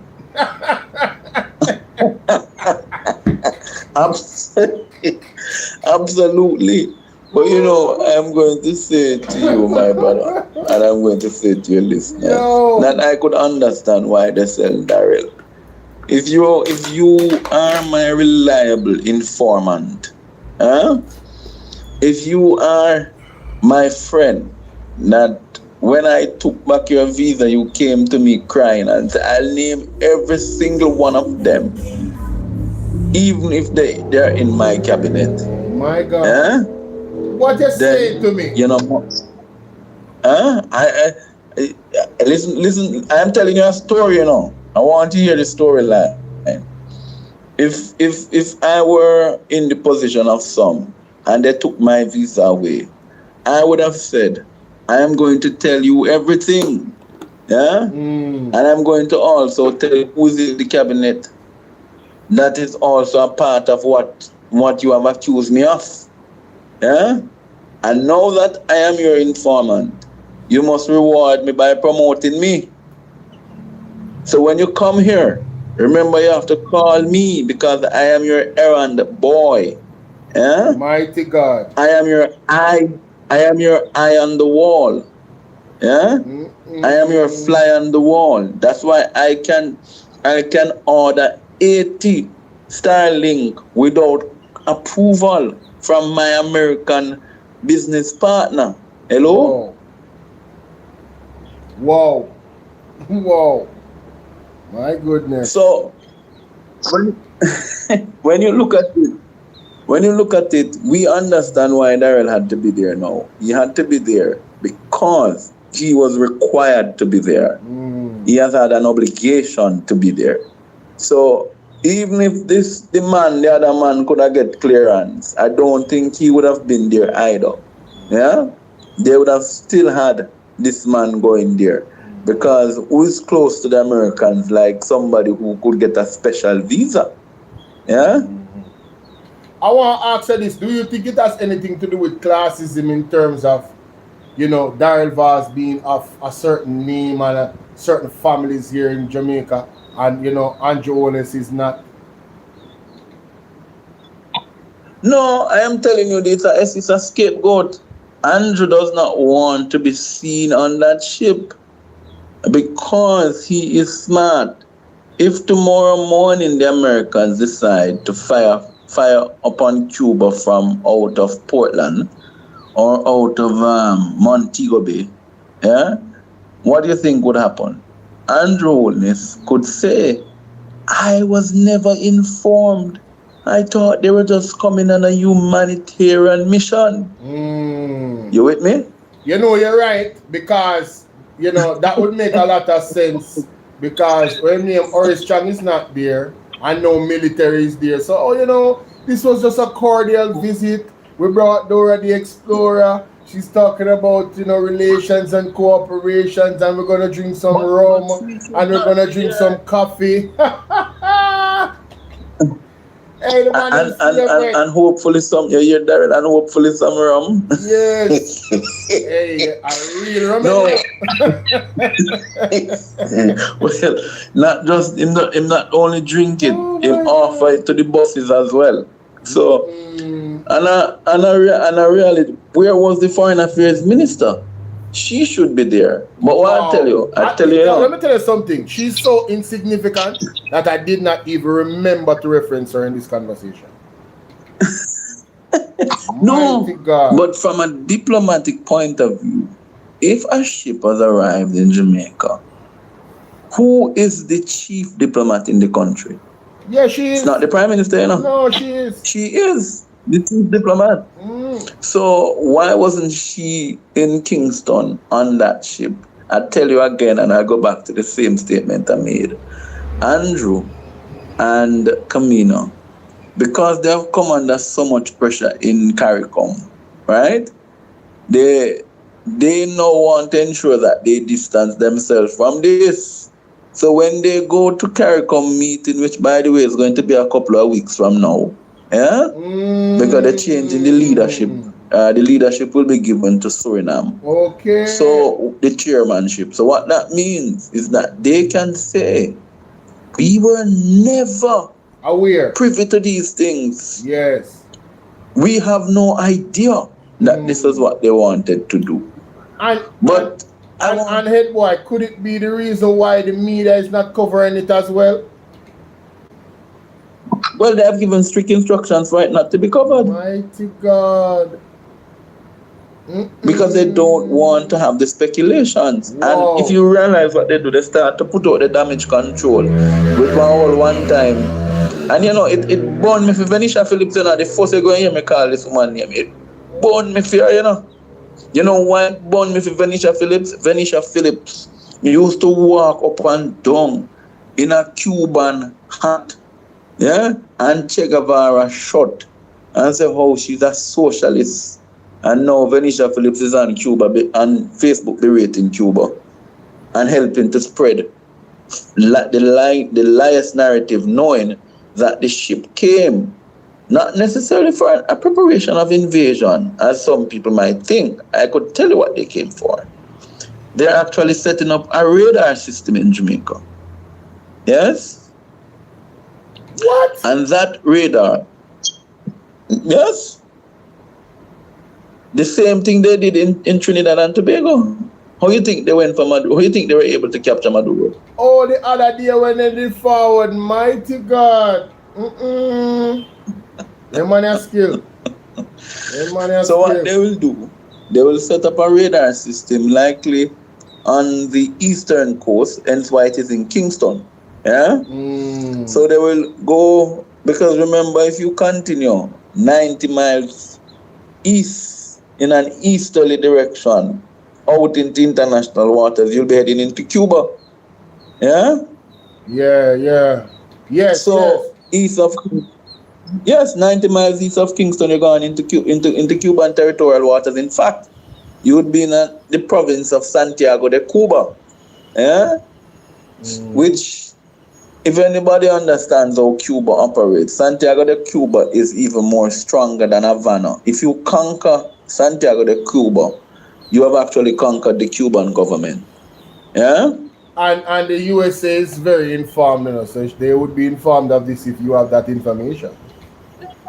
They know. That's how when Fidel became president, why you think Santiago de Cuba is the most defended city in Cuba?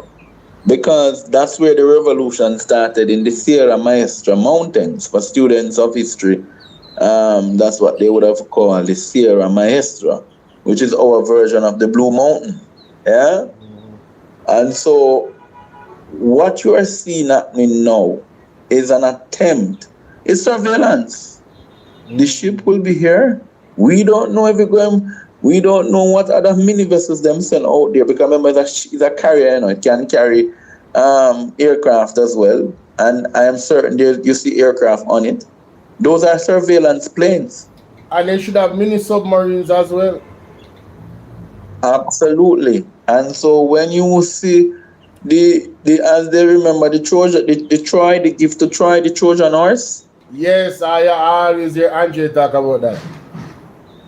Don't be distracted by the optics of looking at a ship, but you must now look in your mind what comes with a ship, what comes with a military vessel, and what attachments, as you have rightly pointed out, that come, such as the submarines, the surveillance planes, the different missiles they have sitting on that ship.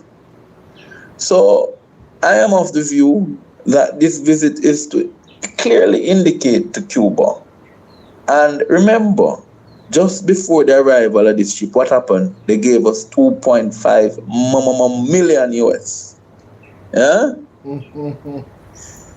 I tell you, when I really connect the dots, what a thingy?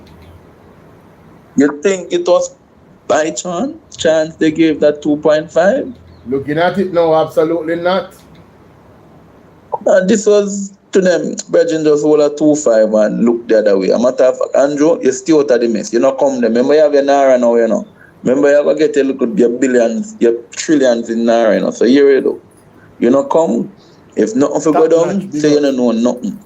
And I'm asking the question, has the Americans proposed to the government of Jamaica to set up a radar system in the parish of Portland? Hence why that was there, my friend, if you not get it now. I mean, if they are doing that, he would be nervous, wouldn't he? No, because the purpose of it is not to interdict drug. Lord, I talk too plain. The purpose of it is...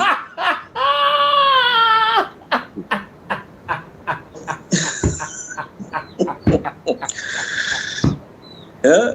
Whoa. So the purpose of it, you know, is not to look at trafficking activities. Yeah. The purpose of it is to surveil in Cuba. What you think we could have... I remember as a boy growing up, you could have switched when we had the AM ban. Yeah? If you turned on your radio and you were in places like St. Mary or even Hanover, you could, or the Blue Mountains, you could listen to radio stations over in Cuba. Yeah? So the strategic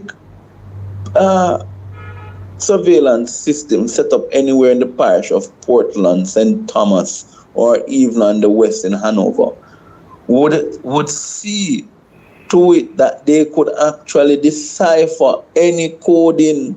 That's what they did to I want people to go back and go look at the Venezuela playbook. It's the same book. They first said that Maduro and his wife were drug traffickers, which everybody to this day now is proven to not be true. Yes? Right. And they made the pretext of an indictment that they're actually serving an indictment. Now, Raul Castro, who was the Minister of Defense, did what any Minister of Defense would do to an aircraft that was clearly warned by the government. You are in our airspace.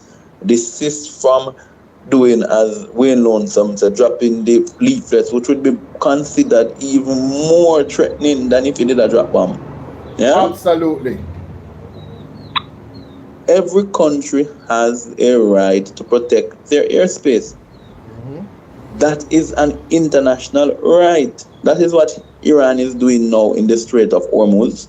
We just say this is our international water, our waters up to 12 nautical miles. Anything after that is international water. So why are we allowing these guys to come into Jamaica at this time when they know the tension with Cuba and America is at its worst? The worst it has been in almost 60 years. We are back with Cuba and America into a Cold War. And I want to ask you a question when you're done. China has said to them, you can't continue. And that is why I know Andrew now, why Andrew could not go. Because had he gone on that ship, all of his Chinese projects that are financed by his Chinese investors and private projects that him Bigfoot wife gets from those investors, what do you think would have happened? They would have been taken offline. So him couldn't go. You with me now? Definitely with you. Go ahead now and ask me the question. I'm gonna say again, we did ask a question about Andrew and I still remember, yeah, man. Go on, talk. I still remember. Anytime, just stop me when you stop me. When you get the question, so I'll stop. Yes, I'm saying it makes sense. Why would he go on a ship when he has made pledge? And you said the man sell out. It's like a woman when she knows she have 8 men and she there with 1. Just remember my question. They have a saying in Jamaica where them say, you take 1 stone and kill one per bird. Is it possible that the United States is on a multiple mission? Is it possible that we could see some people of interest I get handcuffed and I get taken away? Where do you think? Under Andrew Holness, from Andrew Holness administration? I don't know any Virgin. It could be anybody where them have interest for it, yeah? I'll tell you, not under Andrew Holness will continue to be, and I'm going to borrow the word from Bruce Golding when he said to Dorothy Lightburn in relation to Bruce to signing the extradition request for Dudus. Andrew Holness is a lubricated conduit. Yeah? So hold on the head, boy. You can't just dash them big word and terminology there for the people. You know? What is a conduit? Me understand the lubricated, that means that him being used like some sort of sex toy, but continue. Yeah, and the conduit allows something to pass through you. Where you push through things, there's a man, you have a woman. I won't go in the detail. Ball out!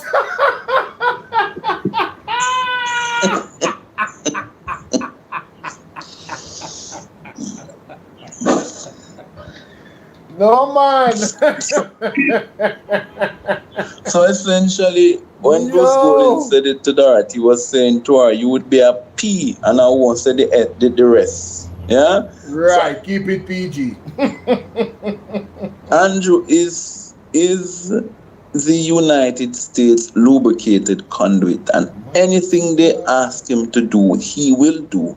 Because when he went to Florida, never forget that incident, that a sitting prime minister was told he cannot go through the diplomatic line.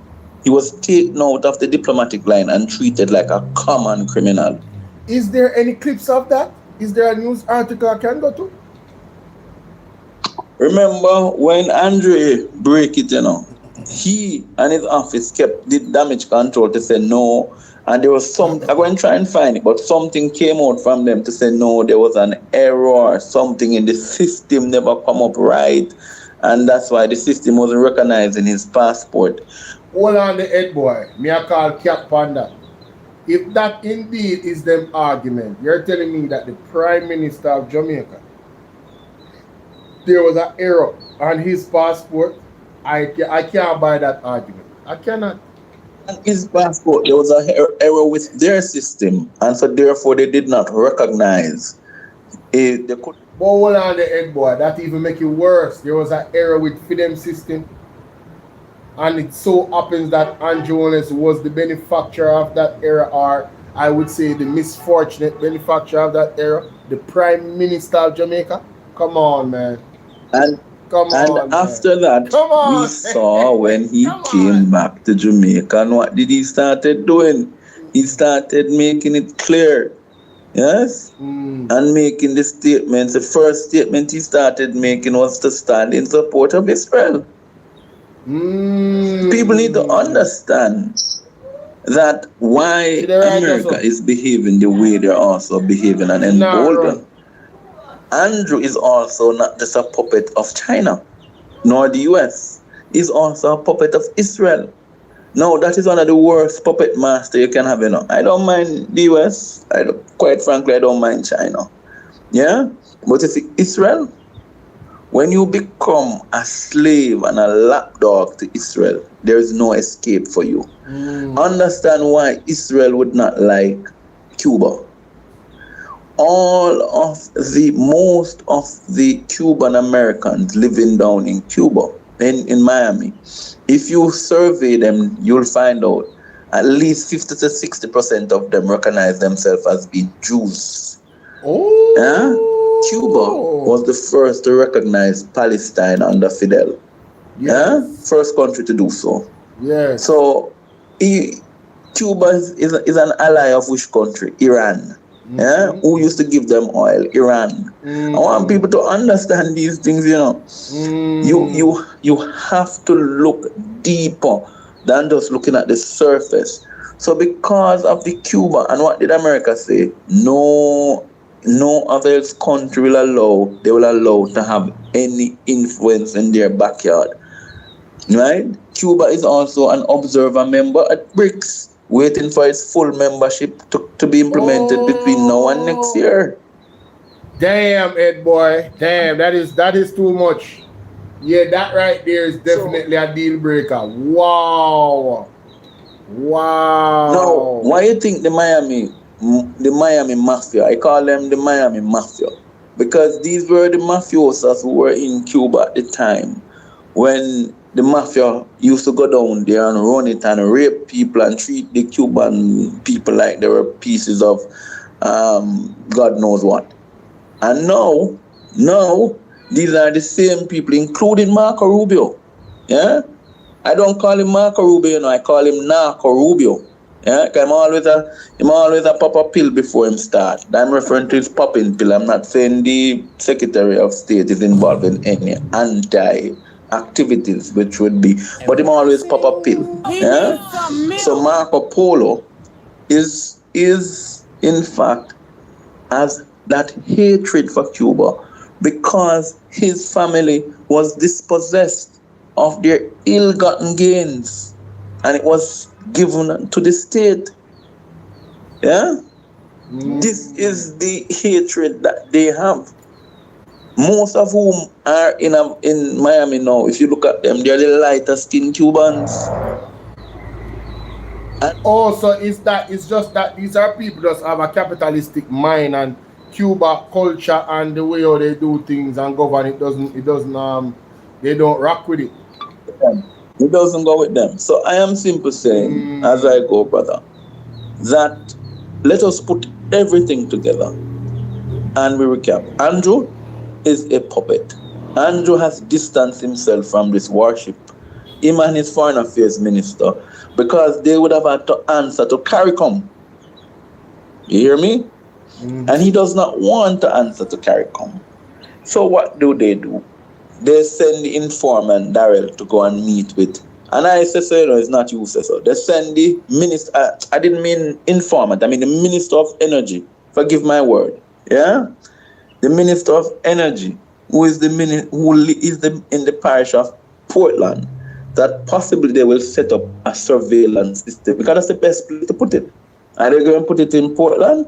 And by the way, there's an empty airport in Portland called the Ken Jones Airdrome. Yeah? Nothing going on there. The best place to put a surveillance system is at the airport. Yeah? Because they're already equipped for it. But I warn Andrew Holness and the government of Jamaica before I go. If you don't understand war, understand these three things. When you attack, when a country is attacked, it has the right to respond. The first response from any country that is attacked would be to look at your key infrastructure. So what would Cuba look at if Jamaica allows an attack from within its borders? The first would be Petrojam. That's a soft target. Because in military terms, and I'm not advocating, and let me clear the air, we're not advocating for anything to happen to our key infrastructure in Jamaica. We're telling you how military personnel think. So they will look at Petrojam as infrastructures, because that's your oil and your gas, correct? Mm-hmm. They'll then look at your electricity grid, and then they will look at your water. If those three elements are of no more importance, then the country attack and you can no longer attack you. Am I correct or am I correct? Yeah, you're correct about that, you know. It's a dangerous thought to even conceptualize because the possibilities is endless in terms of if there's an attack on Cuba, what will their friends do and what will Cuba do? Absolutely. And Cuba would be within the right, like what Iran did when Iran was attacked by America and Israel. It warned them before. It says, we are going to attack your allies in the Gulf. What did they do? They attacked Qatar, the UAE. Right now, nobody, you and I could, you and any girl and any one of us could go to Dubai as a group down there, you know. Yeah? Dubai is empty. Nobody is staying in the hotel. So, we say the ticket them are the cheapest right now.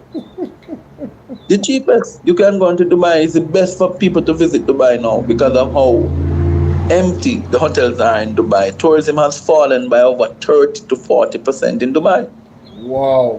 What you're looking at now. Did you hear the statement, head boy? Did you hear the statement coming out of Cuba?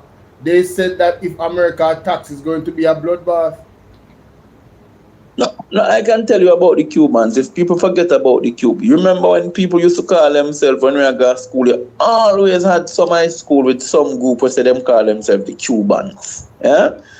I need to make people understand that Cuba is not Venezuela. Yeah? And Cuba will respond in kind. America has never won a war, you know, and people need to understand. They have never really won a war. They lost in Vietnam. They lost in Afghanistan. They had to pull out. They had to pull out of Iraq. And now we're seeing in the modern era where a country like Iran has blockaded them out of the Strait of Hormuz that them can't go nowhere. So the reality of it is Cuba has won wars. Cuba led the fight for the freedom of Angola, if people forget that one. Cuba led the fight for the freedom of Namibia and also South Africa. It took on apartheid in South Africa with its own soldiers and they won. So you're not talking about a country who is afraid. And I tell Andrew, instead of you buy out and sell out, I would be more worried about drones. Because Cuba has a close relationship with Iran and a security pact. And should Cuba be attacked, I am from within Jamaica. I am giving the warning and the sounding. I am not a mouthpiece for the Cuban government. I do not speak on behalf of them. I am speaking from what we know in terms of understanding of how militaries would react. We will feel the hands of time. We will feel what it means to dance with the devil and forget who our allies are. You cannot use your country as a base 90 miles of the next country the person intend to attack. It's like you, Bolo, you live on the Waltham or you live on Maxfield or wherever. You live up in Hertfordshire and I am your neighbor. And I say, boy, take my yard, go attack Bolo. Where you think Bolo going to do? Bolo going to burn down my house and come for me next. Yeah? It's common sense. It's as simple as that. So the reality of it is we have to look and we seriously have to urge the government of Jamaica, do not play with people's lives. We just came out of Melissa and we cannot afford any security risk.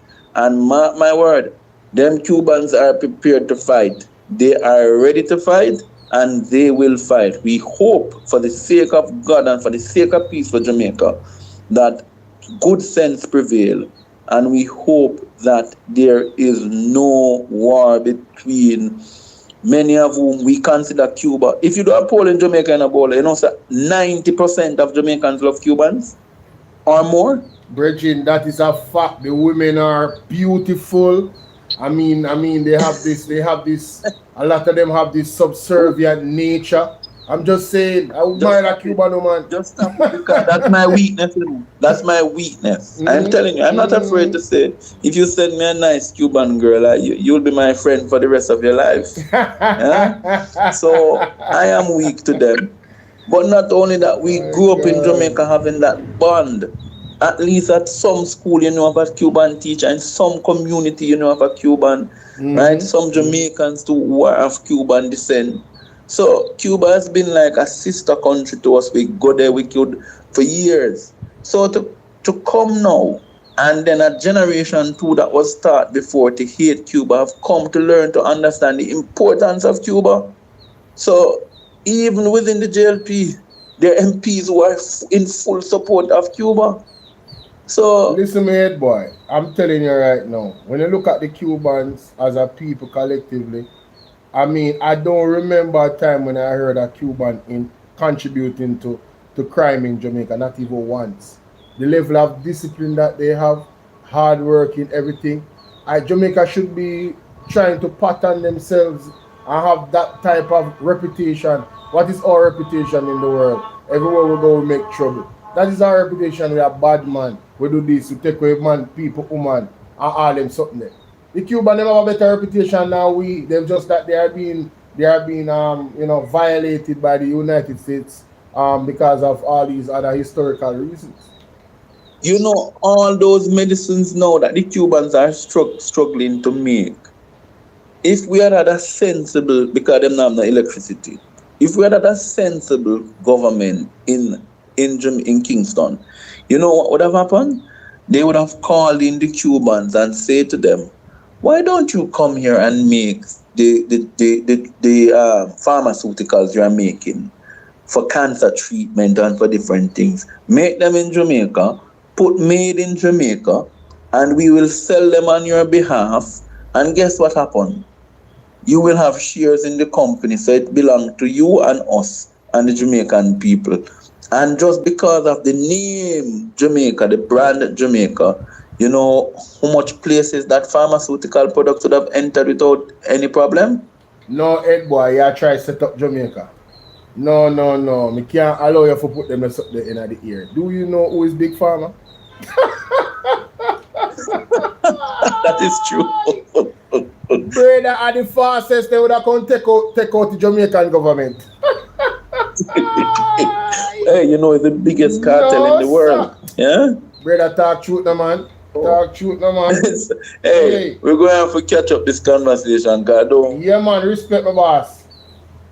Really appreciate it. And I tell you, every time we get to talk, I will keep on singing of the good work you're doing. You have a niche. When me miss no program, right? Who you think I come listen to get back that program? You. Keep on doing the good work, right? And keep on grow as you grow from strength. But I hear this thing about talk your mind as I go. And I love talk your mind. And I hope whatever we don't know who it is, I'm waiting to see if I get any confirmation. But you know, that broke kitchen boy might be the one who make talk your mind. No page. No, if that is the case. But I love No man. Them say what happens is that him can't go live for 24 hours. You see? Oh, so they just put him on jail time. Yeah, and them take down the video, whatever video him did live on. I don't know why. Well, you know, talk your mind is the man who make me remember. A long time I never hear the terminology broke kitchen, you know. No, talk your mind says something. I tell you, know saying grow with him, granny. Yeah, man. Hey, talk, and him have some phrases. So everybody has their place. Mark, you talk your mind says some real strong things in them. But guess what happened? That is the power of freedom of expression. Right. And any government. Absolutely. Who is afraid of its people speaking is a government that is on the road to dictatorship and to tyranny. Keep on doing the good work, brother. Thank you so much, Ed Boy. I know you're royalty on the program. Atalo.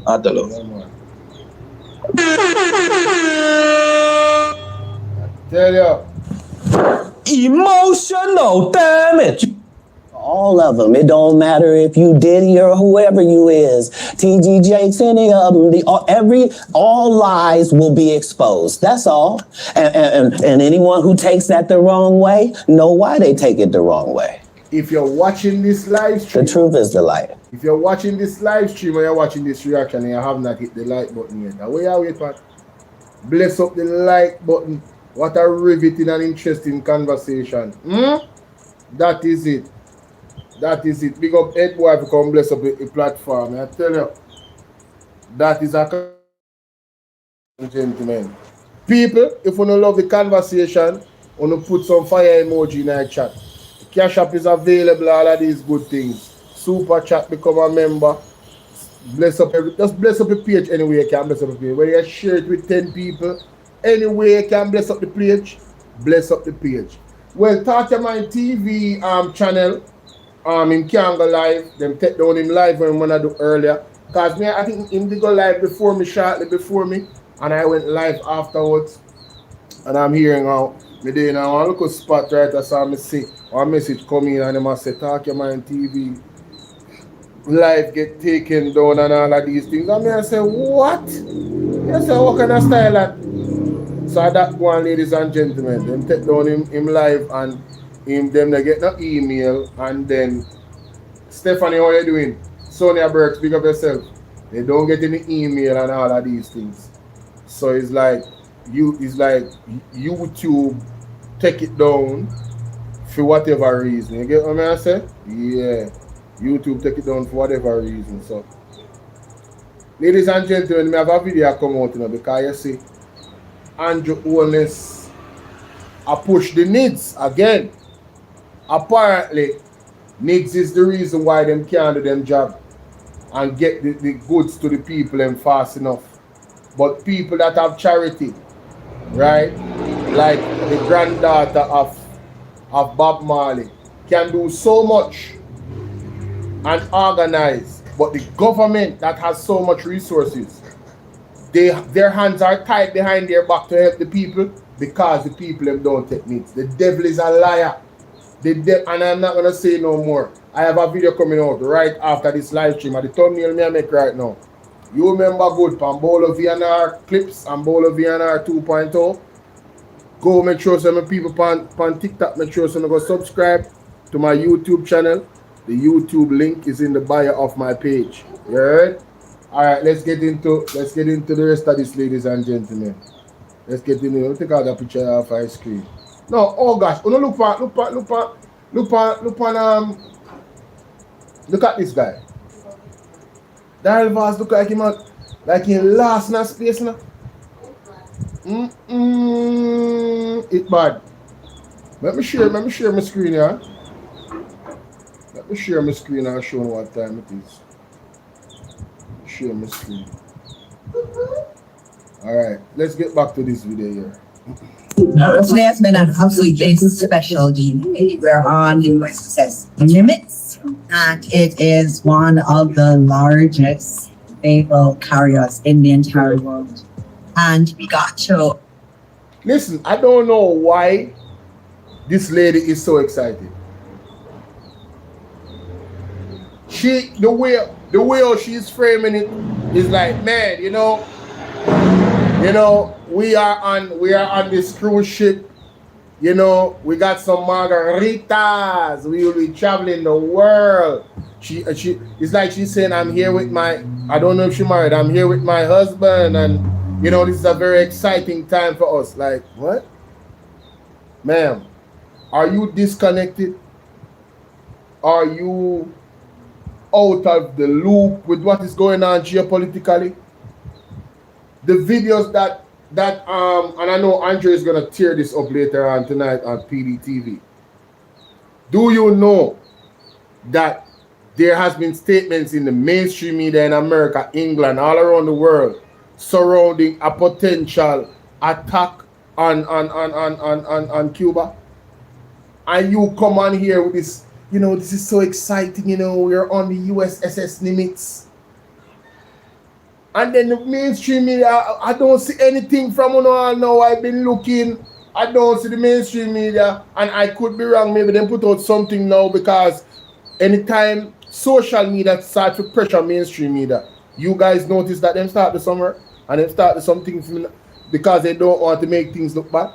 Yeah, she's very annoying, Mary. Very annoying. But I learned to compartmentalize, because this work of being in media,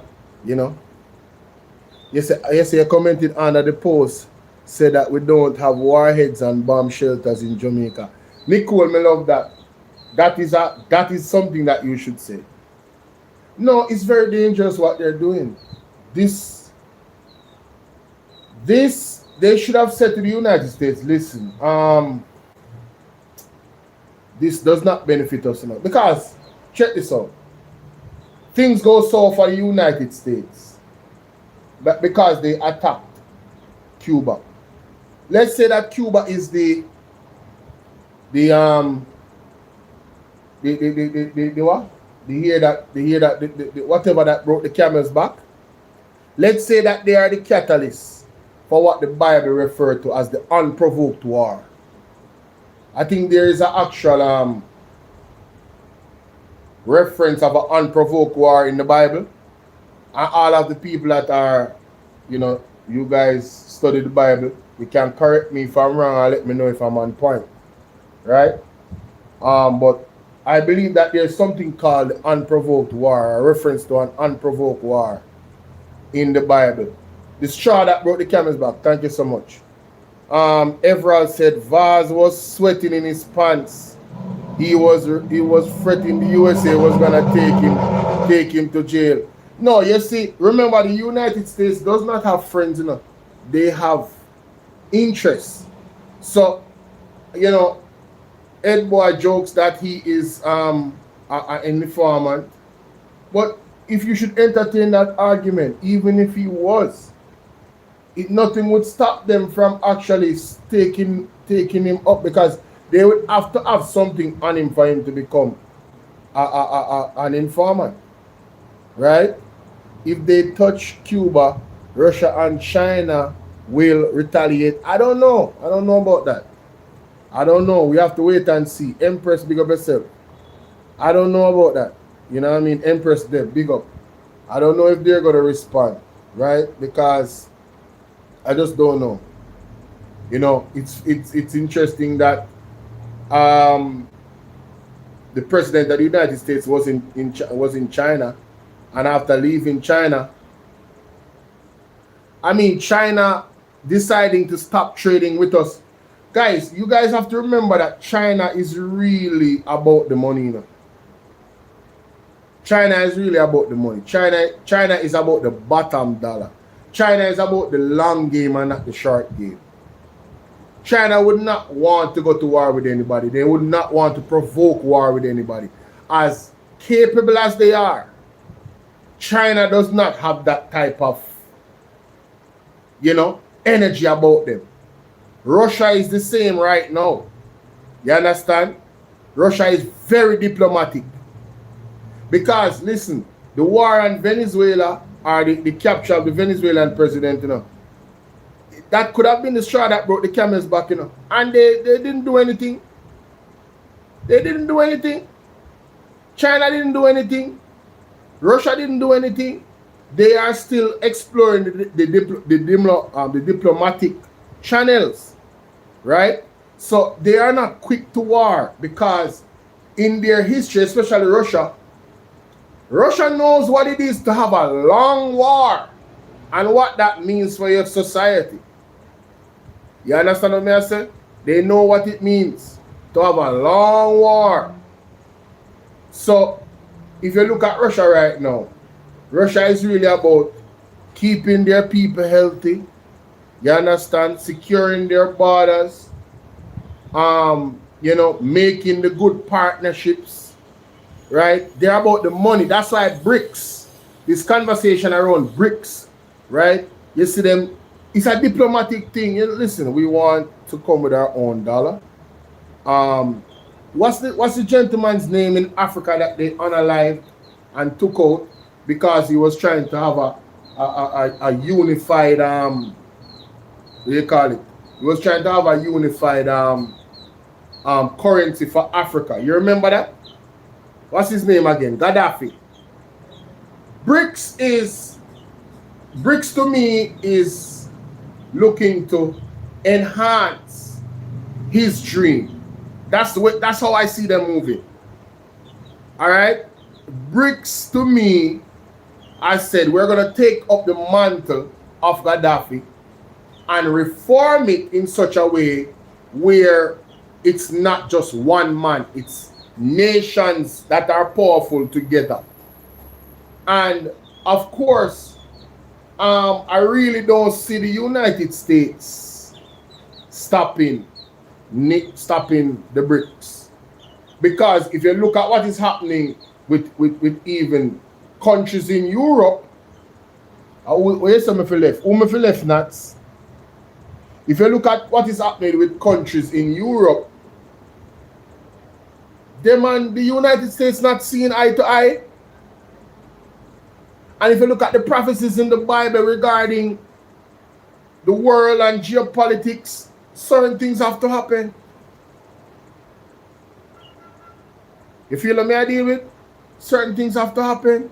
So, to me, in terms of the United States and their power structure, I believe they have been sleeping. I believe they have been too comfortable. And that period was under the Democrats. Right? That period was under the Democrats. They're too comfortable. All of this was happening. All of this build-up. It was too comfortable. The United States should have had better partnerships with their neighbors closest to them. Not in a bullying way, but in a growth way. So their presence and their allegiance would be stronger. You know what I mean? But some of the leaders, them of the United States, you know, them have this, the way how them do things and the way how them interact with other smaller nations. Sometimes it's like, man, you know, Jamaica should have been the second country in the Caribbean next to Cuba in terms of moving forward with this zone of peace for it to flourish and have self-dependence on each other. The Caribbean should have had their own BRICS. They should have had their own, you know, the CARICOM should have been a nation, you know, and then, you know, they should have been about like freedom and independence and becoming republics. You know what I mean? Helping each other through trade, you know. Yes. And then collaborating through agriculture to do exports all around the world. Yo, listen to me, man. Listen to me, man. With the right leadership in the Caribbean should have been booming. The Caribbean should have been booming, but you see external forces. Right? External forces, ladies and gentlemen. Therein lies the problem. So we miss the ball on a lot of things. We miss the ball. And you see, everything we're doing, God has to be at the center of it. Right? And that's where we become powerful. Any nation becomes powerful. Whether it's collectively, you know, with the Caribbean together, you know. But, you know, the other countries, you know, there's this division culturally. The Indians, the Jamaicans, the Cuban, there's this division, you know, Barbados, Bahamas. There's some cultural division even amongst us as black people in these areas. You know, there's a cultural division there. And it ties into leadership in some capacity. And over the years, you know, I think PJ Patterson did an excellent job in that conversation globally. you know, as a spokesperson in advocating for a more unified Caribbean plane. And you know who came after PJ Patterson? The Labour right them, and we haven't gotten anywhere since then. But let's continue. Come on this carrier because of the team at the U.S. Embassy. And I really want to thank the entire team here, the commanding officer, Admiral, wherever Admiral is, I want to thank him. Yo, why is the only thing moving on Daryl Vaz is his eyes? Why is Daryl Vaz so frozen?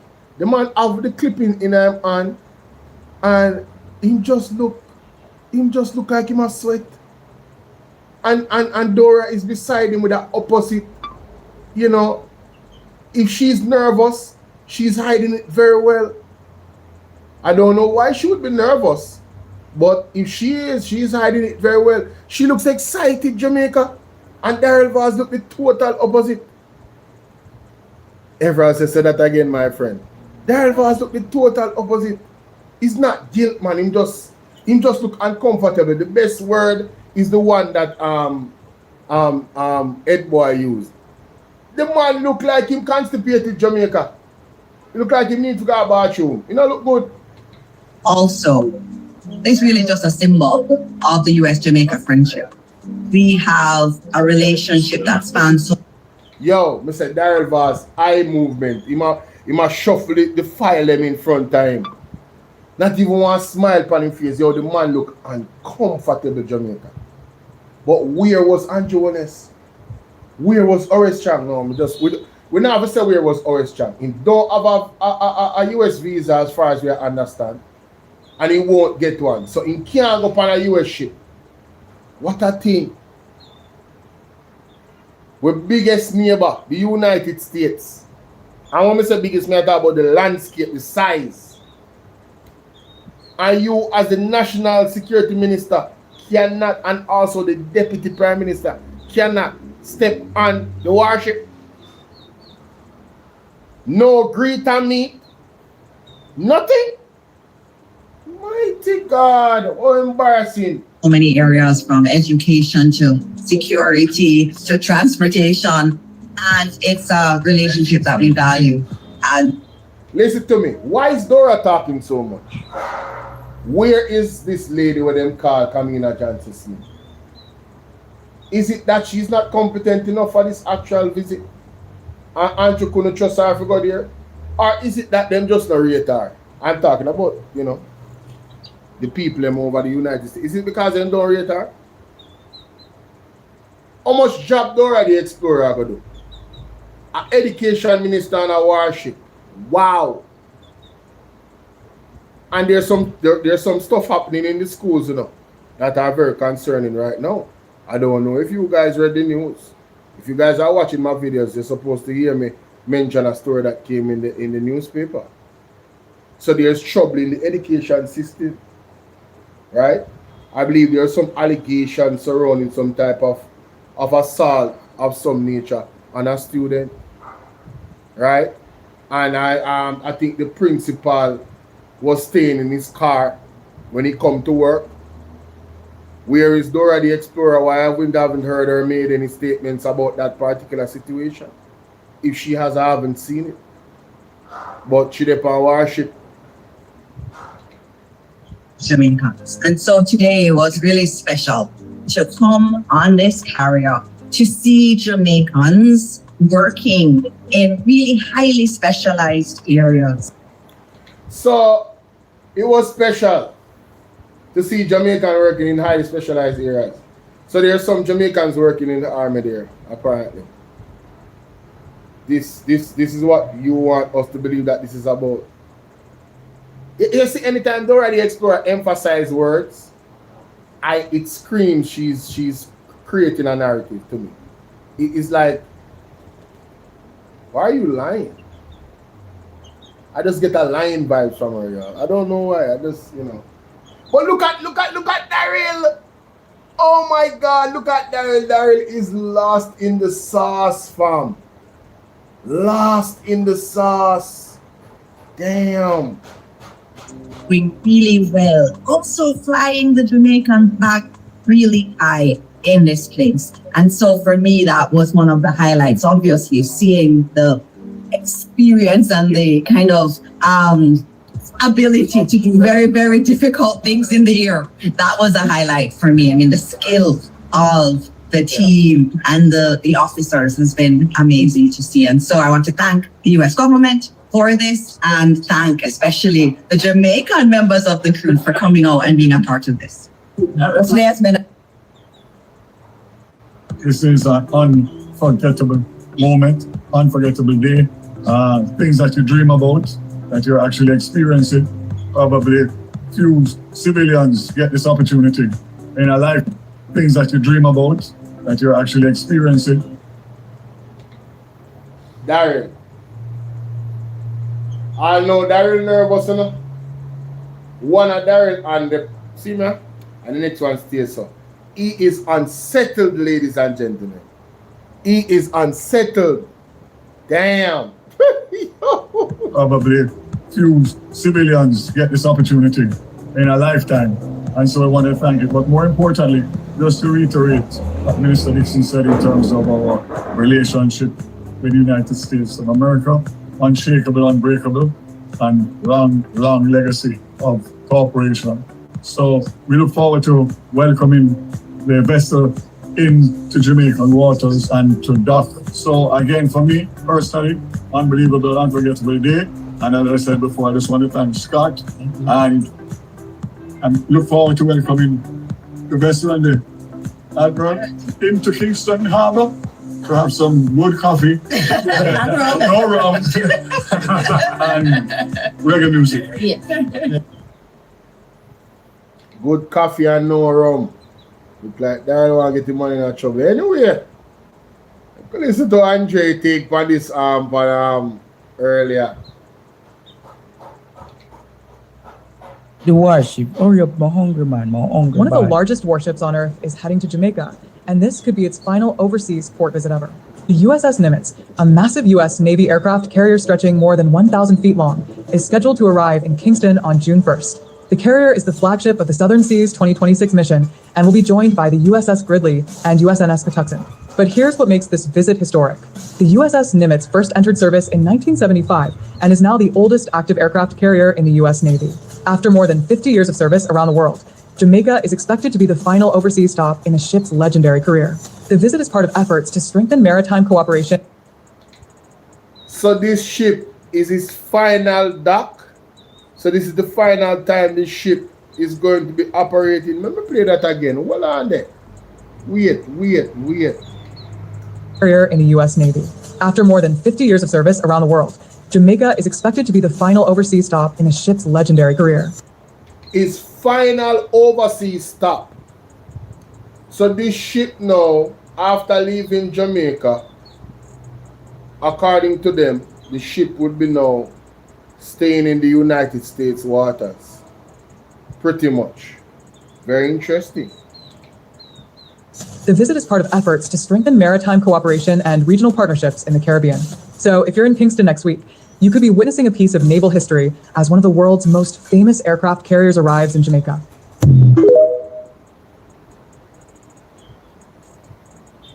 You hear that?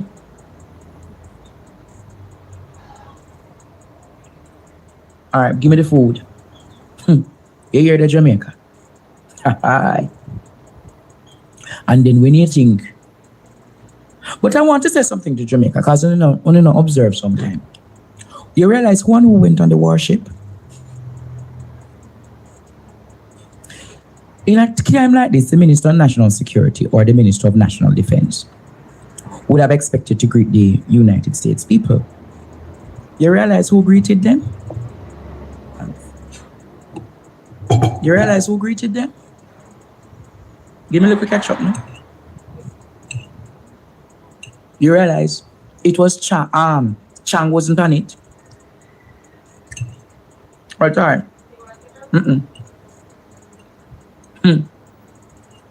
You realize Andrew wasn't on it?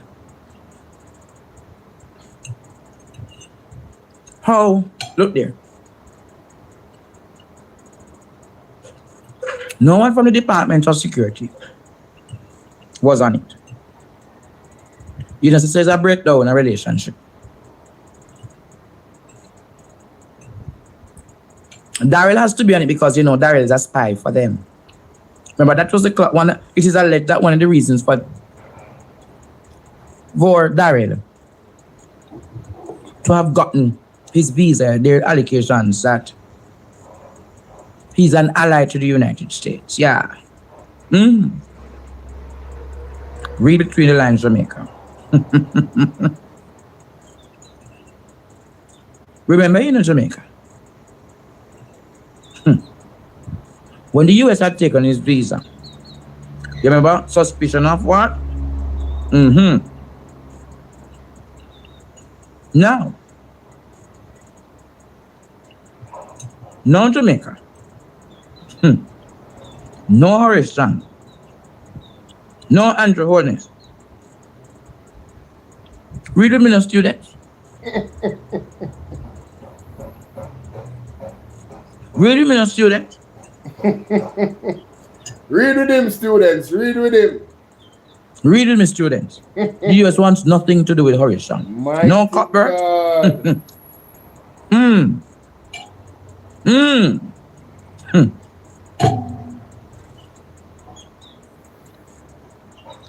No Kevin Blake.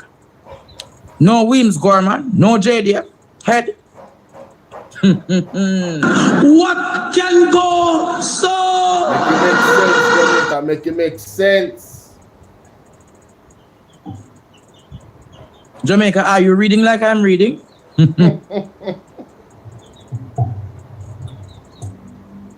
Are you reading like I'm reading?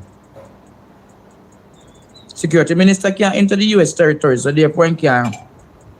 Hello, good afternoon. Andre, good afternoon, Andre. You can't, you mad, you know, the Jamaican sell out Jamaican. You mad, these France, these government sell out Jamaican. They want people. Mighty God of Daniel, Jamaican, wake up. You need to wake up. This is a serious thing. They don't understand enough. They don't understand. They do, Jamaican do. No need to stop beg and look out for yourself. Look what's going on around on Jamaican, please. We don't get enough warning. We cannot so licky. You can wake up. You shoot for the turn to Jamaica. When anybody has shoot anything, they'll come right on over there. Jamaica, please, me I beg you no. Church people. I'm not going to have a call to my church. You don't need to wake up. Wake up. You don't need to come out against the government. Please. You're not going to do nothing that's wrong. You're not march for the right. It makes sense. You don't let from Jamaica so now come a foreign country. If I say anything I go on too. But you don't stand up for what is right. All right, my dear. For crying out and ball out, we pray enough and you not listen. Come on now. And then police need to change their ways. Not all of them, but some. But God help. God bless Jamaica. God bless my little country. All right, bless you now. And James, you look so hot. Oh, you look so hot. Are the blessings of the Lord. All right? Amen. You look hot, Miss Ray. You look hot. God bless you and continue. Up the road. That's where we are going, you know. No problem, no, sir. I'm going to teach you about geopolitics tonight. The US is flexing its muscles in the Caribbean. And what better way to flex it than to put its biggest warship a few miles away from Cuba? Isn't that provocation? And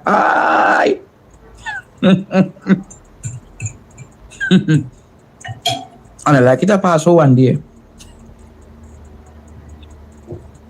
And one day to pass. Dan, what rumors am I spreading, Dan? It has spent 1 week here, Jamaica. Hello, caller. Good afternoon. Good afternoon, caller. Hello, good afternoon. Buenas tardes. Oh, Lord. Buenas tardes. I am calling on behalf of Especialmente.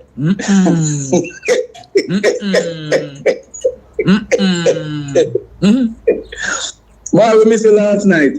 Boy. I can't stop laughing. I'm going to talk on the Cuba issue, but just allow me to say, en Portmore, la ciudad de Portmore necesita la calle ahora. Yeah? The city of Portmore need road. Yeah? And when they want it now. Yeah? The people are working for one road. And those who they have elected for the last 10 years must provide them road. It is a crying shame that a sitting MP would say that this is the worst the roads have been in a decade, but you have been the MP for a decade. Jamaica, I don't know if you know it here. Well, you guys, anybody that watch my channel, you have heard, because I did a whole reaction on the news. I didn't post a video, but if you watch that live stream, I said, but this man is a part of the ruling party. Terry Long, right? He's a part of the ruling party, and the man is coming out in this fashion where the road is concerned, but using style, and I try to blame the NWC. And at the same breath, trying to defend the government and talking about Melissa. Virgin, the road them did bad before Melissa. Sonia Burks, what's up? Lady James, does I see you? Yes. When was this? Not just the other day, man. They said the Prime Minister, let me tell you when, this was a day ago. They posted this video on their TikTok, right? And I am saying, Andrew Holness never relinquish an opportunity for PR. And when you see Andrew Holness not on the ship, you must know say it's serious. Him don't want no parts of it, ladies and gentlemen. Just like we hear Ed Boy. So, but let's continue. Shame on you. Shame on you. Shame on him. No, study that. I leave that to Warmington. Yeah? No, you know, I have been raising this concern. And to be honest, Andre, this is where I take, you know, I miss your comments on what has been happening. Because you have been a little bit silent on some of the international and regional issues a bit. Yeah? I tell you though, it's not that I'm deliberately silent, but with all that is happening in Jamaica, I have to keep Jamaica focused for a while. But absolutely, and I'm with you. So, you know, I am, and Especialmente must come to the front of the line, because isn't he the junior minister in foreign affairs? Now imagine this man brought a resolution to the parliament to recognize, to say that the Cuban embargo must be lifted. And you know, I give him one thing with me. If you're defending Cuba, no matter your political persuasion, I always have the time of day for you in terms of when you speak for Cuba. Yeah? Now, imagine, I look on the ship and I see Daryl in a red shirt. Daryl look like a prisoner going on. Let me tell you something. The man I have never seen Daryl Vaz look so constipated. I'm dead. The man, you see the video? With the man Dora the Explorer on the ship. And they look so constipated. He looks so constipated. It's Dora was smiling, but very uncomfortable. Yeah, very uncomfortable. I've never seen him look so uncomfortable in his life. But I asked the question, and I'm going to ask it again. I've been saying this for over the last 3 months. If the Cuban government or the Cuban people, let's say the Cuban people, are attacked from out of the waters of Jamaica, the Cuban authorities will be in their right to respond in kind. And how would they respond in kind? Let me teach some labor rights a little sense who don't understand how war go. Yeah? The first thing you do in war is you look for critical infrastructure. Yes? And what would you consider to be critical infrastructure? Petrojam, electrical grid, and your water supply. Yes? And let me teach them something if they don't know about the Cubans. The Cubans fought a war in the 1970s and 80s to liberate Angola. Yes? They have never lost a war on the ground. Never. Yes? Never have lost a war on the ground. So to come to us now and to say to us, are you hearing me? I'm hearing you, you're teaching. To come to us now and to say to us that we are going to allow this ship that is coming here, why was it allowed to dock knowing that there is a tension 90 miles of us and 90 miles of us? Yes? 90 miles north and 90 miles northwest. Yes. Why would you allow in any well-thinking administration, like what Deacon Mitchell did? Deacon Mitchell said to them, you will not set up any radar now. I have to go to my people to seek their permission. Did the government of Jamaica put it to the people or to the parliament of Jamaica if this ship could come and dock? Because it's not a diplomatic mission, it's a spy mission. Because they cannot get close to Cuba without coming to Jamaica. My God. It's a fact. It's a fact, and it's a fallacy of anybody's imagination to think that this ship is on a diplomatic mission in Jamaica. Only thing you can fool. Saying about that the By the way, saying that the soldiers coming up to go to tourism. Only relieve that. Watch that go talk about worship the man them come to go talk about them and go a man to go to tourism. I think on really think them a soldier. I couldn't money like the Jamaican soldier them. I want hey, the Jamaican people. Hey, boy, them a pill them, you know. But let me tell you, you like to say that they're jamming them hard, as we would say, they're jamming them hard, and they should jam them hard, because look at it. A couple of days before the ship arrives, you hear this mysterious announcement of 2.5 million additional US dollars being given to the government.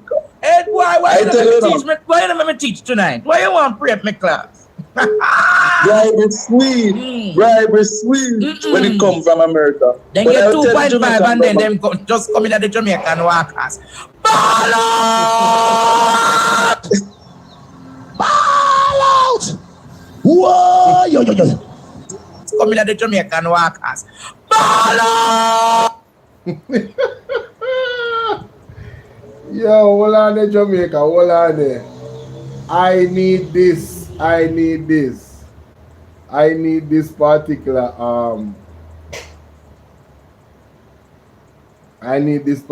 freeze frame. Yes, I need this particular freeze frame from PDTV. Yay! No, sir. Yo, that one you gonna use. This a screenshot they are gonna use. Big up Andre. This are the ball out screenshot. Ball out.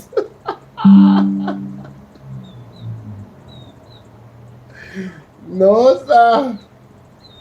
Whoa, yo. We need help, Jesus. Jamaica need help. Sir, and the other countries in the Middle East that Iran has now destroyed. I go and leave one. Hey. Yeah, I'm saying it. People, it ain't serious, but I'm going to take a conversation to two articles let me see. Zane, go and play it still. What? Where there? No. Can't say never tell, no. Can't say never one, no. Problems are come. Can't say never one, no. I wonder what are doing all the Russians them come. Hey. Lord Jesus, Mary, Lord God. Hey. I tell them long time, be prepared for what is to come.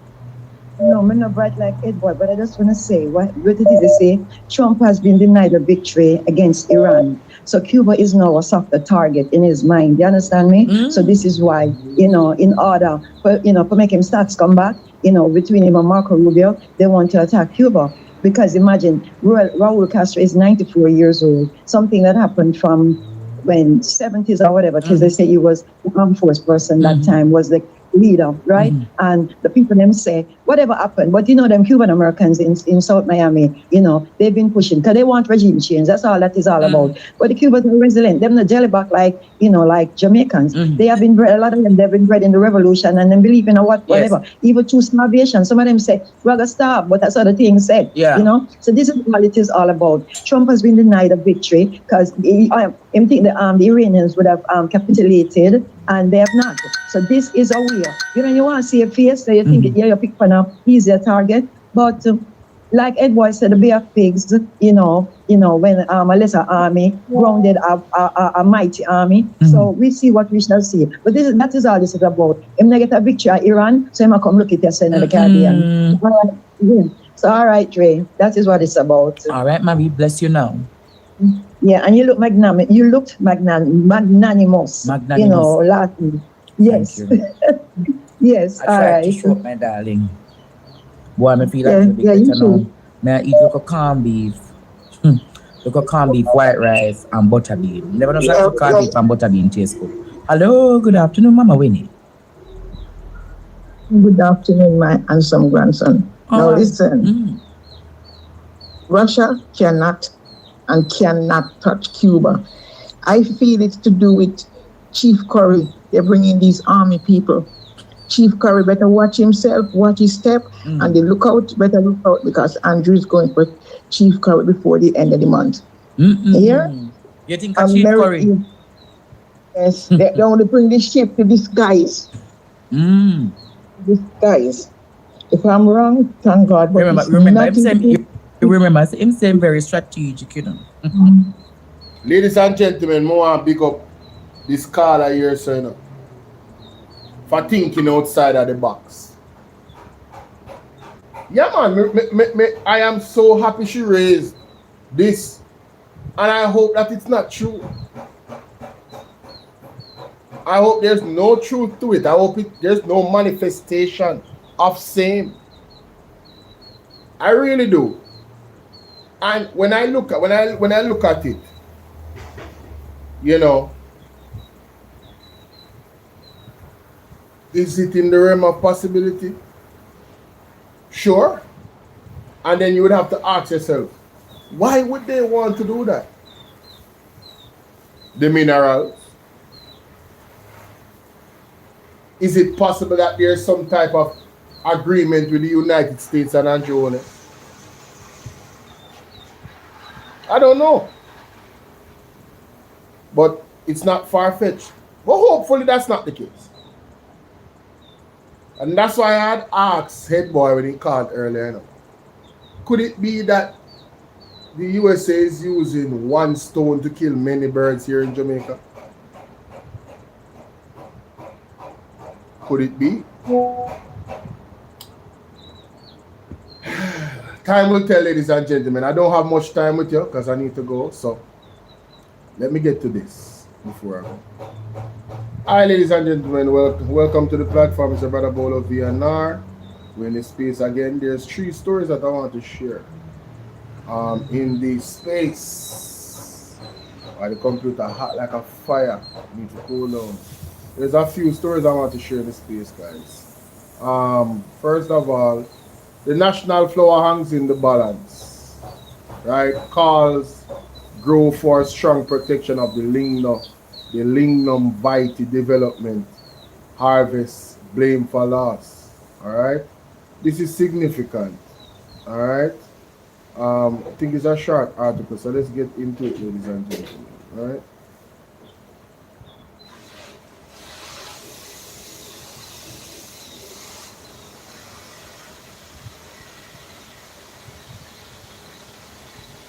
The lignum vitae is considered the most useful and versatile tree in the world. It is among the heaviest and... Seaford Harvey remembers a time when lignum vitae was a familiar feature of the landscape across St. Catherine, with the short, compact trees and their distinctive bluish-purple blooms growing in abundance throughout the parish.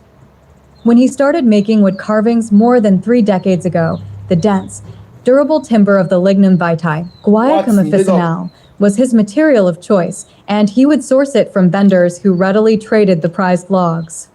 Now, the 67-year-old artisan, who trades his sculptures in the Ocho Rios craft market in Saint, and is often taken aback by how scarce this timber has become.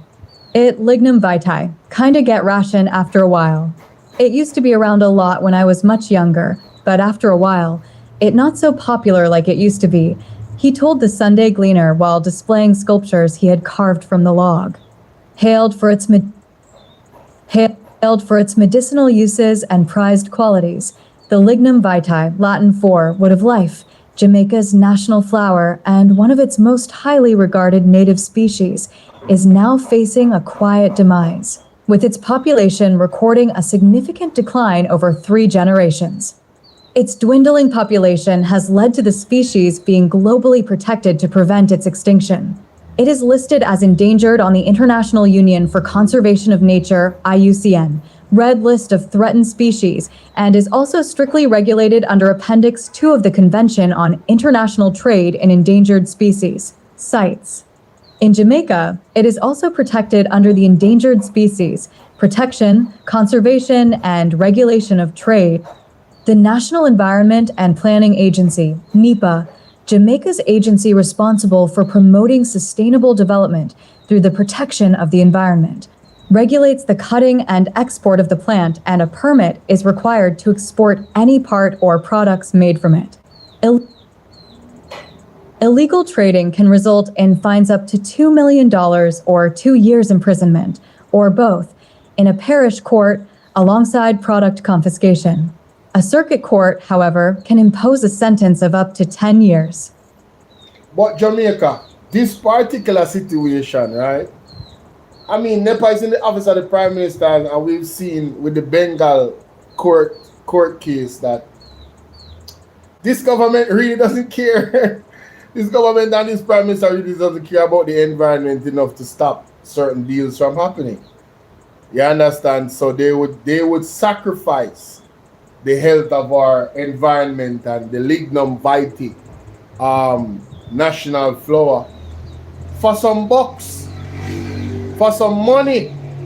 So, I mean, this is not surprising to me that this is happening to the lignum vitae tree. Let's continue. 10 years. Research conducted by NEPA in 2024 showed a high proportion of respondents still recognize a reduction in the presence of lignum vitae over time, reinforcing trends observed in the 2007 assessment and suggesting that the pressures affecting the population have persisted over the last 2 decades. The agency told the Sunday Gleaner that definitive population estimates remain challenging due to the nature of assessment. However, it emphasized that there continues to be a strong perception and indication of decline in the species. Lignum vitae is impacted by factors such as land clearing, harvesting, fires, and natural events such as hurricanes and drought. Want to hear that? They don't even know the numbers of lignum vitae that is like here. They haven't even done a real assessment on it. And what is it affected by? Land clearance. You mean like when you guys are doing mining? Like the Bengal mining permit. Mighty God. NEPA surveys also showed that a popular use of the tree was craft making by persons who use it for their livelihood. Harvey explained that wood from lignum vitae is ideal to work with because of its durability. It's very solid and can keep up with the sun and everything, he told the Sunday Gleaner. The wood also carries a fragrant scent that some customers find pleasing. It is also renowned for self-polishing, getting shinier as time passes due to its high natural resin and oil content. As the wood from lignum vitae becomes harder to source, Harvey said he finds himself substituting it with cedar and blue maho logs. Mindful of the tree's significance, Harvey said he avoids using freshly cut lignum vitae in his craft, opting instead for dry wood collected from trimmed branches. He told the Sunday Gleaner that he was surprised when he learnt people use the wood to burn charcoal. I never believed until I see it. What? The lignum is strong material, and I figured that they would want to do something more than just burn coal with it, he said. A Kingston-based charcoal burner, who gave his name only as Henry, said he sometimes uses the wood from the lignum vitae to burn coal. He insisted, however, that he does not cut down the trees himself. He explained that branches are often discarded alongside limbs from other trees onto a nearby field where he sources wood for his kiln. Discover more. Newspaper subscription. Pointing to a lignum vitae tree over his neighbor's house, Henry told the Sunday Gleaner that people are aware that they are not supposed to cut them down, but said sometimes it is necessary. People cut dem out of dem yard. More time at a block D light wire and some things, so dem cut dem down, he said. The lignum vitae is often found in dry woodlands, rocky hillsides, and arid limestone forests, particularly along Jamaica's north and south coasts. It is commonly seen in areas of Portland, St. Elizabeth, Kingston, St. Andrew, St. Catherine, St. Anne, Clarendon, St. Thomas, Manchester, and Westmoreland. Where's the Bengal mining area? The inner Sentan. I rest my case. Let's continue. Westmoreland. Chief Executive Officer, CEO, and Conservator of Forests at the Forestry Department, Ainsley Henry, told the Sunday Gleaner that while harvesting of the plant has contributed to its decline, land development, including the clearing of forests for housing schemes and road construction, has also played a major role in the declining population. He said the Forestry Department has an active program of producing the plant and is diligently seeking to use them in urban planning, as well as replanting them in the 8 parishes where they were most populous.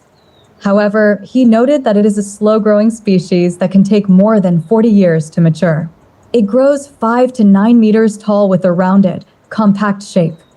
Additionally, the agency recently signed a Memorandum of Understanding, MU, with NEPA, affirming its commitment to conserving the plant. The MU is part of NEPA's campaign to save the plant, underpinned by its Lignum Vitae in Schools campaign, which aims to promote conservation awareness and to increase the propagation and planting of the culturally and ecologically significant native species among schools and communities. It builds on a 2017 initiative launched by the Forestry Department. It's a part of our lived experiences, our culture, Henry said. It's a part of what makes us who we are, land of wood and water. Liggy Days, a craft vendor in the Ocho Rios craft market, has sold sculptures made from lignum vitae for the 7 years he has been there. He told the Sunday Gleaner that these sculptures often attract a higher price due to their durability, but also lamented slow business in the market. According to the vendor, who is originally from Portland, the decline in the lignum vitae population is due in part to the lethargy displayed by relevant agencies. Jamaican government just too reluctant when it comes to certain things. The important thing to the culture of Jamaica. The government too reluctant about that. That's why you see so much things just go down because we na put value upon the foundation ting of Jamaica, like the heritage of Jamaica, he said. Meanwhile, while acknowledging NEPA's efforts so far, Jamaica Environment Trust CEO Dr. Teresa Rodriguez. My side, never end the live here. You can come over Bolo TBV if you don't want to continue to watch because I post one video at 7 o'clock. I don't want the algorithm get all messed up here, so you can forward over this one. They're on Bolo TBV.